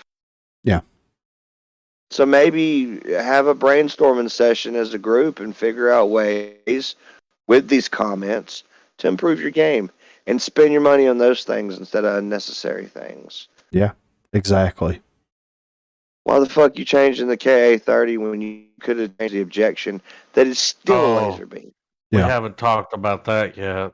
Yeah, there's a God damn. There's a Fireside Chat blurb that goes into, and I think it might be this next one actually, where they actually talk about, someone asks like, why are overpowered weapons or underpowered weapons not receiving like changes in a very timely manner? And I honestly think that it's this next clip here. So the next clip is all about the update cycles. So I'm pretty sure it's Pretty Hair again. It might be Mini, but I'm pretty sure it's Pretty Hair. It takes us through how the update cycles actually work and like the process that they take going through it, and why some changes happen very quickly, why some changes don't happen very quickly, and all of that. So let's check it out and see what they had to say about it. I essentially received the same topic question two different ways. So I received one question: why are developers not listening to feedback, nerfing guns only after one season, basically changing balance on guns only after a season and it feeling slow? And then I've also received questions in here about why we change and balance things so rapidly. So, do we want to talk about a little bit how we make those changes, like the kinds of things that we're evaluating whenever we are making balance changes to weapons and gadgets in Rogue? Yeah, so I think one of the reasons it can sometimes feel slow, just to give you what the patch that just went out is 2.2, right? So yes. Let's say 2.1 goes out and you guys are playing it, enjoying it, having fun, we need to get like a couple weeks at least of like data from 2.1 before we can kind of take that data, internalize it, and see if there's anything that we want to do, any action that we want to take. Then in the time that's happening, the sort of data collection and people playing a new patch, 2.2 is already, it could already be internally like, getting ready to be like locked in and start to be QA'd, and features aren't really going into it anymore because that's just how the pipeline works, right? There's things being worked on for 2.2, as 2.1 is already being cleaned up and sent out, right? So sometimes if the data isn't alarming, or it's not some like really obvious, like something's got to get nerfed or buffed, then it's entirely possible that it's going to miss that next update, and then something would have to happen in 2.3, or maybe a hot fix or something like that. So it all comes down to like the cadence at which we update the game. Yep. And so that you guys, to delve a little bit deeper on like locking in, this is also why we have the cadence of a release and then a PTS, because we're looking to grab as much information as we can from the PTS, so that whenever we're working on, say, like the next update, which this current one internally is 2.2, the Rambo update, the next one is going to be 2.3, so that whenever we ship 2.3 to PTS, we have enough time to make any changes from anything that we find that is problematic, that's something alarming, anything like that, like balance changes, whatever, from PTS. So You're right. Yeah. So the way that they do their update schedule and everything, like, I understand. So, and I completely get what they're doing here. So you've got the season update, which comes with a battle pass, and then like whatever else is introduced, whether it be a new map, new character, whatever. Then you have like your mid-season update, which would be the Rambo update, right? Rambo skin. Yeah. And then why didn't they fix the gun during that? So Yeah. So there's a couple of questions that come from this. First of all, did nobody use the weapon on PTS? Because I'm pretty sure Brad uploaded several videos while the PTS was up that talked about how broken the gun is and how it's going to affect the meta of the SMG class, right? And then not only that, but a couple of days ago, he also released another video where he took comments from content creators and also competitive players and asked them what their opinions on the objection was. And he made an entire video about that. So you had Delana, you had Nash. I'm pretty sure Nash was part of it. You had Cannibals. You had, I think Rome was one of them. I was featured on there. Kelly Kyle was featured on there. There were several people that were featured, and the common consensus, even across to the competitive players, is like the gun, the range on it definitely needs to be brought down a little bit, and one of the two changes should have been enough for the weapon, whether it be the ammo increase or the damage increase to the weapon. Doing both kind of felt like it, and the competitive players more or less are basically saying that it all comes down to the range of the weapon. But everybody else, the common consensus for that was dude. Yeah. Get close to it. Yeah. You'll see. I know, right? That blueprint hits different. Yeah. That battle pass skin, it just hits different. Yeah. It's kind of weird, right? But yeah, so, and my thing, and I get it, small company, I understand that you have limited number of employees. So not only are you prepping the next update, but you're also trying to gather feedback and data such as play rate, win rate, things like that from that update. But to me, the mid-season update should be the fix update for everything that was introduced into the battle pass update, right? But it feels like they're trying to work ahead, which is good. Like, there's no issues with that.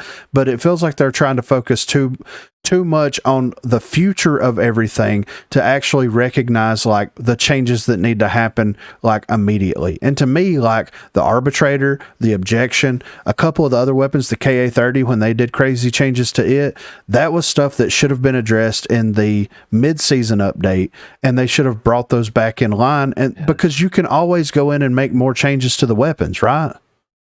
So always, if they would have done an objection change in this update where they let's say they reverted the damage back but left the clip size, then you have another 4 to 6 weeks worth of data that you can pull from to see, well, maybe that wasn't the cause of the issue. Maybe it was actually the clip size. Maybe we need to take the clip size out and then increase the damage of it. Like, you see what I mean? Like, it's actually rework it. Like, So this next little clip we have about utility meta. So Pretty Hair speaks to utility meta, and I think that the mindset here is very interesting, and I think that this is going to be kind of eye-opening to a lot of people. Okay, so Ash, your question actually was going to be one of my next questions. That has to do with the strength of explosives. So Ash's question: can we somehow shift the meta to non-utility? The game isn't as fun anymore because of the amount of players spamming utility, also overpowered weapons. So and then one of the questions I received: the developers don't seem to see that explosives are so strong in Roco, and that the aim doesn't really matter with explosives, and there's a feeling of them taking little skill to use. So do you want to talk a little bit about explosives and utility spam and gadget spam? And I mean, I think like the C4 buff was kind of contentious. Do we want to talk about some of our feelings about that? Yeah, sure.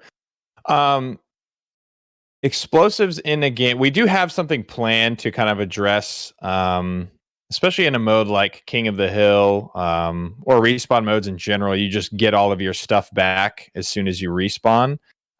We have plans to adjust that, not in the next update, but the update after that, I believe. So I would expect something to address utility spam in 2.4. As far as the strengths of explosives, we're a cover-based shooter, so having utility and having ways to get people out of cover is important and core to the game. The strength of them and like the sort of counterplay, obviously you have things like tenacity, you have APS, and you have just getting out of the way. Unless it's like a perfectly cooked frag grenade, most of the explosives are set up so you can sort of roll out of the way as long as you see them coming in time, obviously.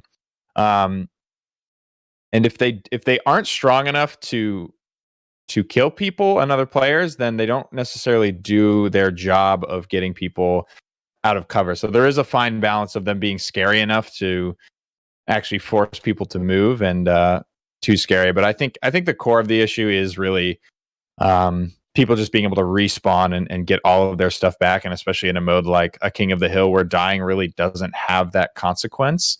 You're incentivized to just bleed out instantly, get all your stuff back, and have at it again with however much utility you're bringing in.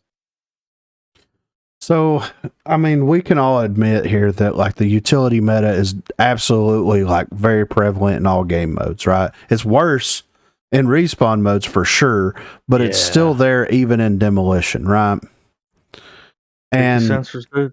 Yeah, I know, right? Jesus Christ. And trip mines. And whenever you listen to the full Fireside Chat, they really go into detail about how they may change things in the future that have to do specifically with respawn game modes, to where like everything could potentially despawn whenever you revive, which would be a great way to balance all of that stuff out. Because currently the way it's balanced out is you can only have so many entities in the world that you kind of cast, right? So for Trench, you've got 3 trip mines. Once you place the 4th trip mine down, then the first trip mine that you placed, if it's still there, should despawn. But but it feels bad though, because like you're still getting downs, people are still running into it. If I kill a Trench and he's on the other side of the map now, I'm not expecting to run into a trip mine that is going to be. You see what I mean? Yeah, but he's gone. Yeah, exactly. Yeah. But when it comes to demolition, though, I think that it's an entirely different beast, because yes, it is a cover-based shooter, even though a lot of the cover doesn't work in the game a decent amount of the time, right? But I do get the idea where it's like, okay, these gadgets are used to try to flush people out of cover so that you can get shots on them and you can use mode. Yeah. But here's the problem with it though, man. And here's the way that I would suggest fixing it if it was up to me. You should have certain things that are always going to be a one hit down, right? Like trip mines, for example. In my opinion, knife. Yeah, Ronin knife, trip mines should be one hit downs. Everything else, like the frag grenade perfectly cooked, that should be a one hit down. If you perfectly cook it and it lands on their shoulder, it should down them. But I think a lot of the other lethal gadgets that are in the game, like bounce grenades, C4, and things like that, they need to really go in and add different levels of damage fall off to those gadgets. If you're within like a meter of it, then it should down you. If you're within like 5 meters of it, whether you have tenacity or not, it probably shouldn't down you. Because before we got into this utility meta state, we had a lot of gadgets that wouldn't down people behind cover. But guess what it did? It afforded you the ability to actually push the person behind cover because they took a very substantial amount of damage. Yeah. That went away, and now if you know someone's behind a piece of cover, you can throw a bounce grenade or a sticky grenade around the cover, and it's going to guarantee you a down. And it feels bad to play against.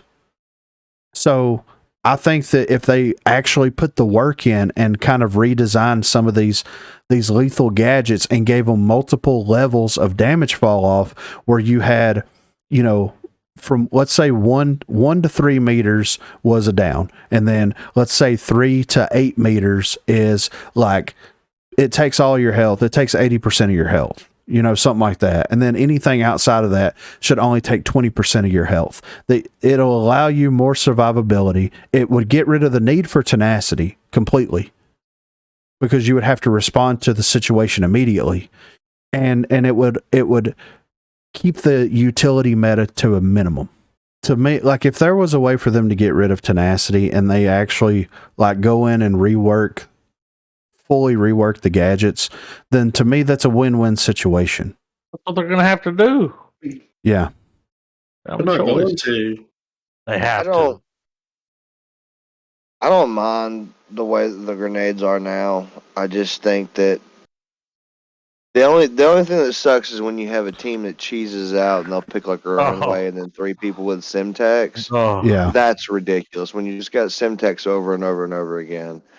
But like bounce grenades, regular grenades, that takes some skill, because regular grenades you gotta know how long to cook and you gotta know how to bounce it off of a wall. Bounce grenades are the same. You gotta know how the bounce is gonna go. Yeah. If you want to hit someone in front of you with a bounce grenade, you really got to know how to throw that thing at the ground to make it bounce the right way. It takes some skill. Yeah. But this next snip here is about the skill gap that currently exists in the game, and Pretty Hair's in this one, so let's see what he has to say about it. I think this is a good one, Nick. What are your thoughts on increasing the skill gap in the game? For example, making gunplay more important than utility. That's a good question. I think utility actually is a way to increase the skill gap. Like if you are just running around doing gunplay, and you run into someone of equal gunplay skill, but they're smoking you out, flashing you out, you know, softening you up with a grenade. I actually view utility as part of the skill gap. If you're asking just about making gunplay harder, we're not really looking at any like core gunplay changes at the moment now. But yeah, I view utility and rogue abilities as all part of the skill equation in Rogue Company. So yeah, of course you're going to include like gadgets and abilities into the skill gap here, but like I don't think that he fully understood or cared to understand the full extent of the question. I don't think he even wanted to explain it. He kind of phoned that in. He just said what the skill gap was and like how it is, and then that was it. And he's like, and that's it. And that's it. Yeah. I think she asked how to close the skill gap, right? And he was like, "Yo, this is what you do." Yeah. Utility's part of the skill gap. Yeah, and of course it's part of the skill gap because you have to know where to place that utility at. You know, you got to know when to use those. You got to have skill to do that. Yeah. So, and I think the core of the question was like, it's not about they're asking, okay, so why do we have utility meta? Can we have it more focused around gunplay, which is what they talked about forever ago when they nerfed all the gadgets. Shooter. Yeah. And then now it's like this, you have to also take into consideration on the skill gap your matchmaking system as well. Yep.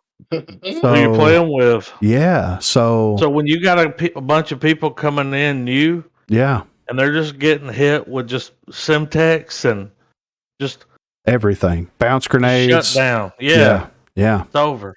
Yeah. So I thought that was very interesting, so I had to include that in there. But next up, it's a little snippet about pistol mastery. So we've talked about this before, and this is just kind of a reiteration of what they've said. I feel like it's going to be coming soon, but let's see what they have to say about it. Would you ever consider rogues being able to switch pistols like primaries? Yes, absolutely.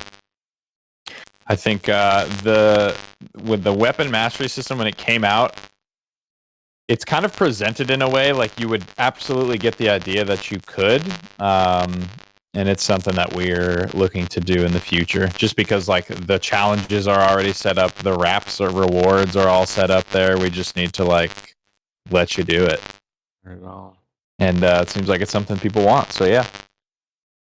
So if it's that simple, then why don't we just do it? Because he goes on in that clip to explain, like, I don't even use pistols. Like, pistols aren't even that important to the game. He says he drops in, buys his primary. Yeah. Yeah. He said in ranked modes, like in demolition ranked, you got one pistol round, and then you swap sides and you got one pistol round. So pistols aren't that important to the game. If you feel, and the development team feel that the pistols aren't important to the game, then just make pistol mastery a thing, and let's just roll with it. Yeah. Come on, you know? This next little blurb here is about the game modes, and I think this is about how they test the game modes, why there's only a certain amount of game modes, and things like that. So, well, do you want to talk about how we look at game modes and because I think it's an interesting conversation about how we look at game modes and decide which ones to rotate in, and we get a lot of questions about like zone being brought back or dodgeball being brought back, and like what makes it I think my biggest thing with game modes is there's a lot of game modes that I think are fun, like your battle zones. I love King of the Hill, I love dodgeball, I love a lot of the stuff that we put out. But coming back to your kind of matchmaking explanation, you can't split the queue up into a million different modes, because then matchmaking quality degrades and queue times go up across all of them.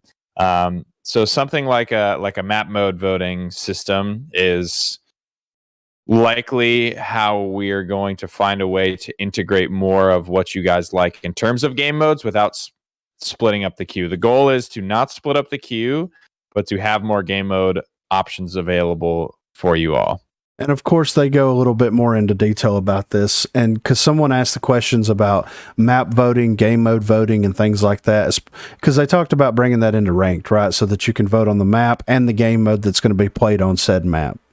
And here's what I think that would be a good idea for them to do. And this is what they talked about.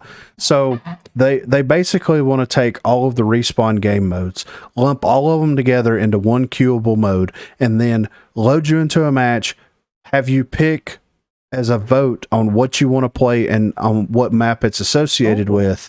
So, and they don't want to split the queues. So here's how you do it. You take all the respawn game modes and LTMs and you put all of those into one queuable mode. You take all the single life game modes. Unfortunately, Battlezone will be lumped into that, but I can deal with it in order to be able to play Extraction, right? You take all the single life game modes and LTMs, lump them into one queuable mode, and then you have ranked. That way you cut your queuable modes down to 3. You've got the respawn playlist for people, you've got the single life mode playlist for people, and then you've got the ranked playlist. And if you want to introduce more LTMs into the future, all you have to do is include it into whatever side that it needs to be on, whether it's in a respawnable game mode or a single life game mode. But man, he was like, we can't split it into a million. It's not, it's like 10. Yeah. It's like 10. Yeah. Not a million. Well, and they go into detail about that, and the way that she explains it's like, well, what if there's 12,000 people playing at one time, which I think is a little bit of a drop, a little information drop. But they're saying, what if 12,000 people's playing at one time, and we have this many game modes? So you got 3,000 people queuing for this, 3,000 people queuing for this, 3,000 people queuing for this, and then 3,000 queuing for your last game mode, and then you have to factor in what time of day that you're actually playing and when you're actually queuing and all this kind of stuff. So if they were able to do that going forward and mix match everything together, and then the game modes that people absolutely do not like, get them out and quit releasing LTMs constantly for people to play and just incorporate them into what you're doing, I think that would be the best approach in my opinion. Because if it brings extraction back, so if we have the option to play extraction, demolition, and then Battlezone occasionally, but we're voting and we're force stacking, are we playing Battlezone? Exactly. So let's do it. I'm all for that. That would be a great quality of life improvement, in my opinion. People wouldn't leave as much if they could pick what they wanted to play. Exactly, right? Exactly. So, this next things, they did hit this right at the beginning of the Fireside Chat, and I was very, very happy and very excited to hear about this. This is all about Switch performance and what the developers are going to do to try to increase the performance on Switch. So let's check that out. All right, so Switch. I'll kick it off talking about Switch.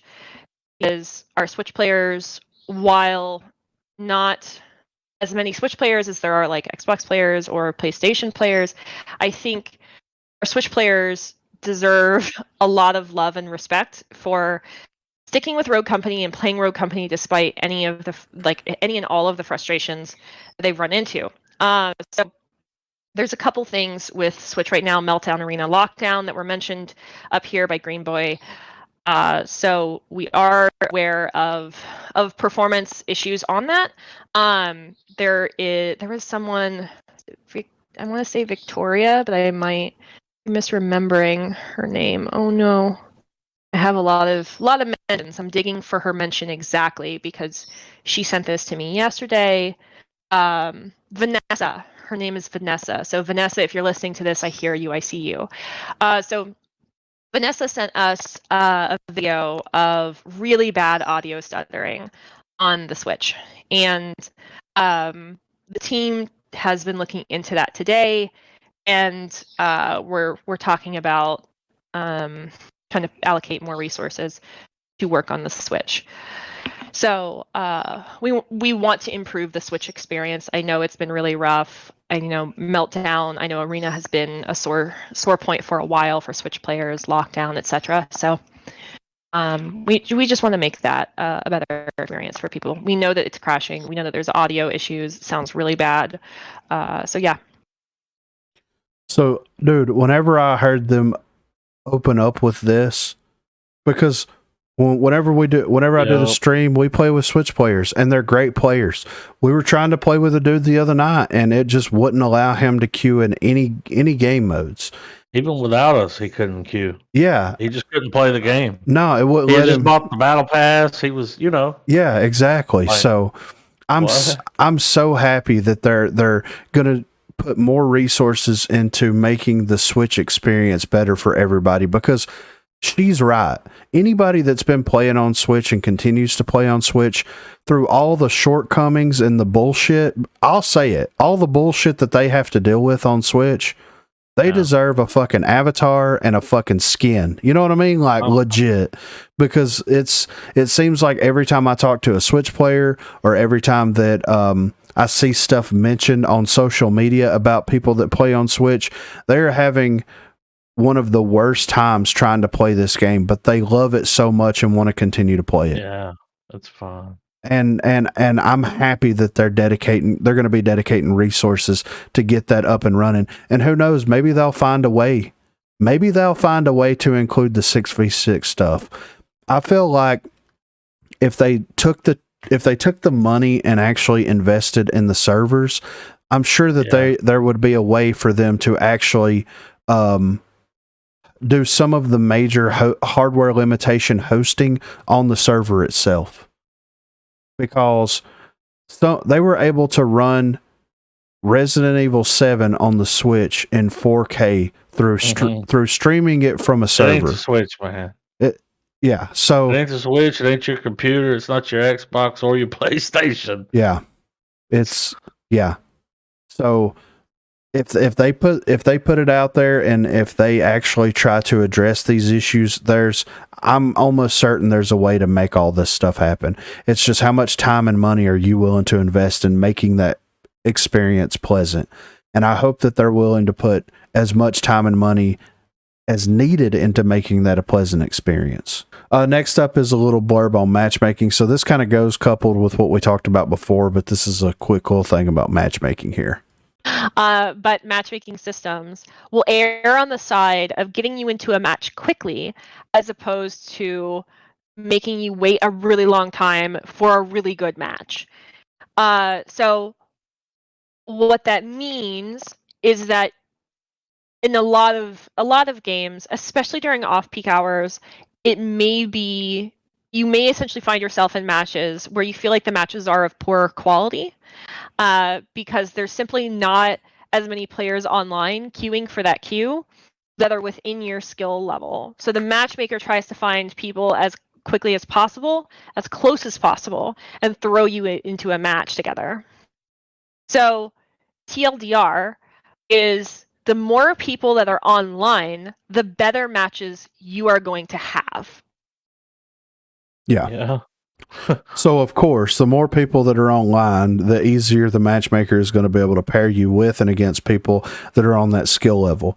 But the matchmaking system is prioritizing, and apparently this goes all across the board. And it's getting more complicated as more games are wanting to introduce a more strict skill-based matchmaking. But it's just going to queue you in whatever's available. Whatever it finds that falls within this loose criteria, it's going to throw you into it.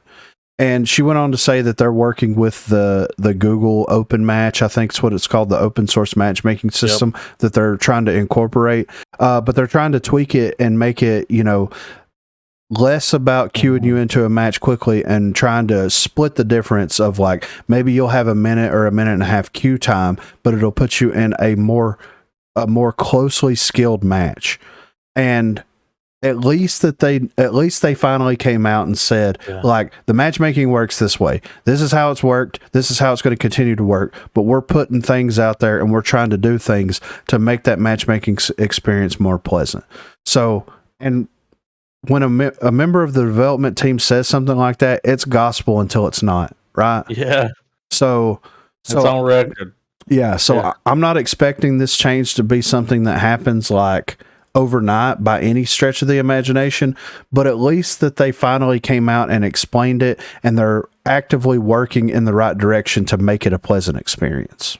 So on this next one, Minnie is talking about a blog she's going to start doing once a week, where she takes a lot of feedback and a lot of questions from the community and answers a lot of those inside of the blog. And I'm very excited for this. So this is just kind of her announcing the blog here. I ran this past Pretty Hair earlier this week, but we're going to take some of these questions that we received, and I'm going to answer them in text form and make them into probably a regular blog series, like once a week. Answer some questions that you guys have sent us and just write them down, because there's a lot. Yeah. and maybe hopefully then there'll be a little bit, there's like a paper trail basically, right? So you guys will be able to see those. Dude, she said earlier she had 80. You were at least 15 of those. Yeah, I know, right? At least. Yeah, legitimately. And I'm very, very excited for this blog, because she also expanded on it a little bit, where she said that, for certain questions that maybe her or Pretty Hair or whoever that happens to hop on the Fireside Chat that week, if they don't have the answers for it, she can actually approach the member of the team that would actually have the answer for that and get more detailed information to give to the community. This is the transparency that we've wanted for forever. Like, she has more or less been a godsend to this game. might be saving it, man. Legitimately, she absolutely cares about it, and doing little things like this to where you can submit questions, she reviews the questions, and then she gets a hold of the people that actually have the answers and then relays that information, whether it's in a video or a live stream or a blog. It doesn't matter. It's just good that this fucking wall that was built, like at first there was full transparency with the game, and then something happened. then Like, the wall started being built, dude. Like, we got cut off. Yeah. It was like, and then now it's full swinging back around, and I'm very, very happy and very excited that this is happening. And I'm hoping that she'll set something up where you can continue to submit questions to her directly, like the Google form document that she had for this. And then that way, because I mean, everybody thinks differently. And I think that people that are able to contribute not only questions, but feedback and ideas outside of the box, maybe the team can take that and make the game a better experience.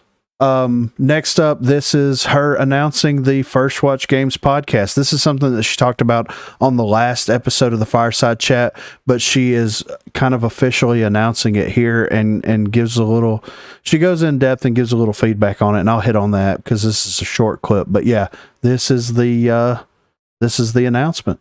Spoilers. I'm working on a First Watch podcast. So spoiler alert, podcast. And one of the episodes is going to actually be exclusively about matchmaking, and we're going to be talking with one of the guys on platform that is actually building this system. So that's happening.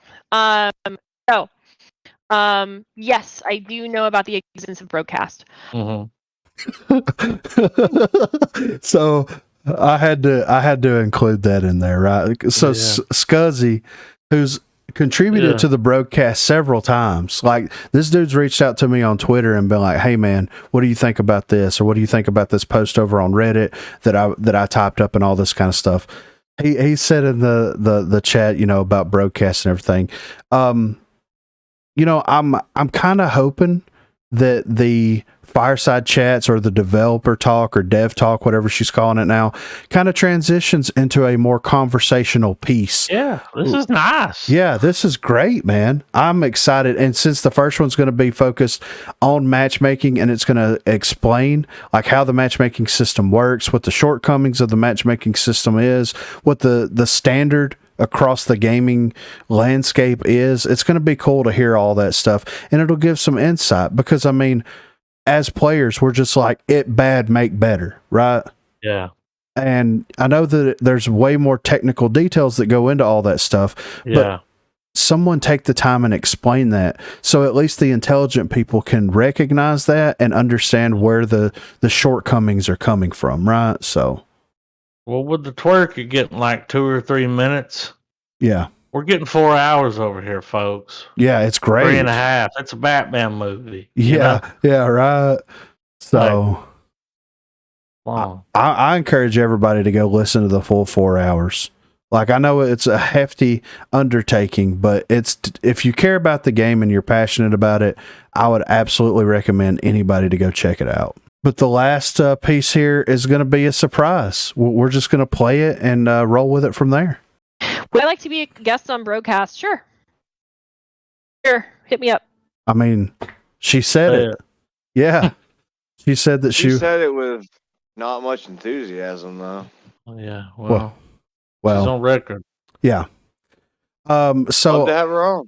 Absolutely right. And I'm going to, type up a different set of questions than for the interviews that have happened in the past. And then I'm also probably going to reach out to several people and have them ask some questions that they would be interested in, hearing her like expand on or explain.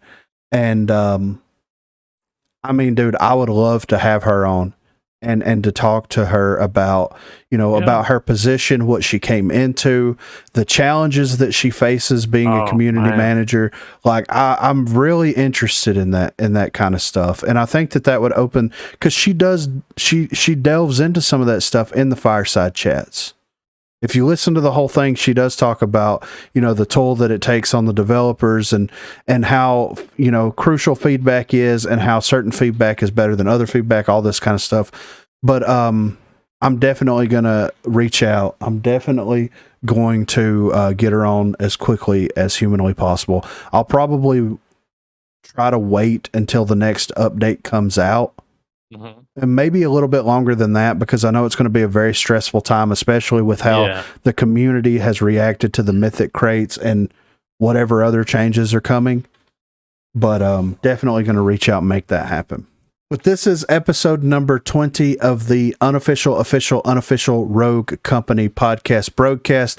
If you want to contribute in any way, please feel free to reach out to us. You can hit us up on Discord. There will be a link in the description down below. There is a section called Broguecast Contributions, and you can drop anything you want to in there, and we will get around to discussing it on a future episode of the Broguecast. You can tweet at us at Broguecast or shoot us an email, broguecast@gmail.com. I'm very excited for the next episode of the Broguecast because we will have the update notes for the year 2, season 2, or season 6, 5, 7, whatever you want to call it. Yeah, whatever we're going to roll with here. But I'm very excited to see the changes that are coming and see what the community feedback on that is, and hopefully, get some more insight from the developers on that. But for this episode of the Broguecast, I'm here with Reed. I'm here with Dirt Lord. I'm here with Garbo. And I'm here with Griffin.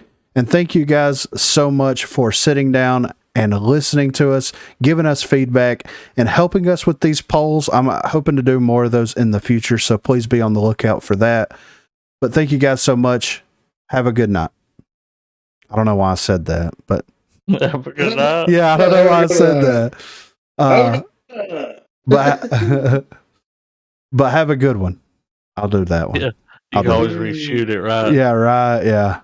I'm going to leave all that in there. Fuck it, Yeah. I don't know why I said that. I don't know why I said that. Have a good night. It's like Mazel tov. Yeah.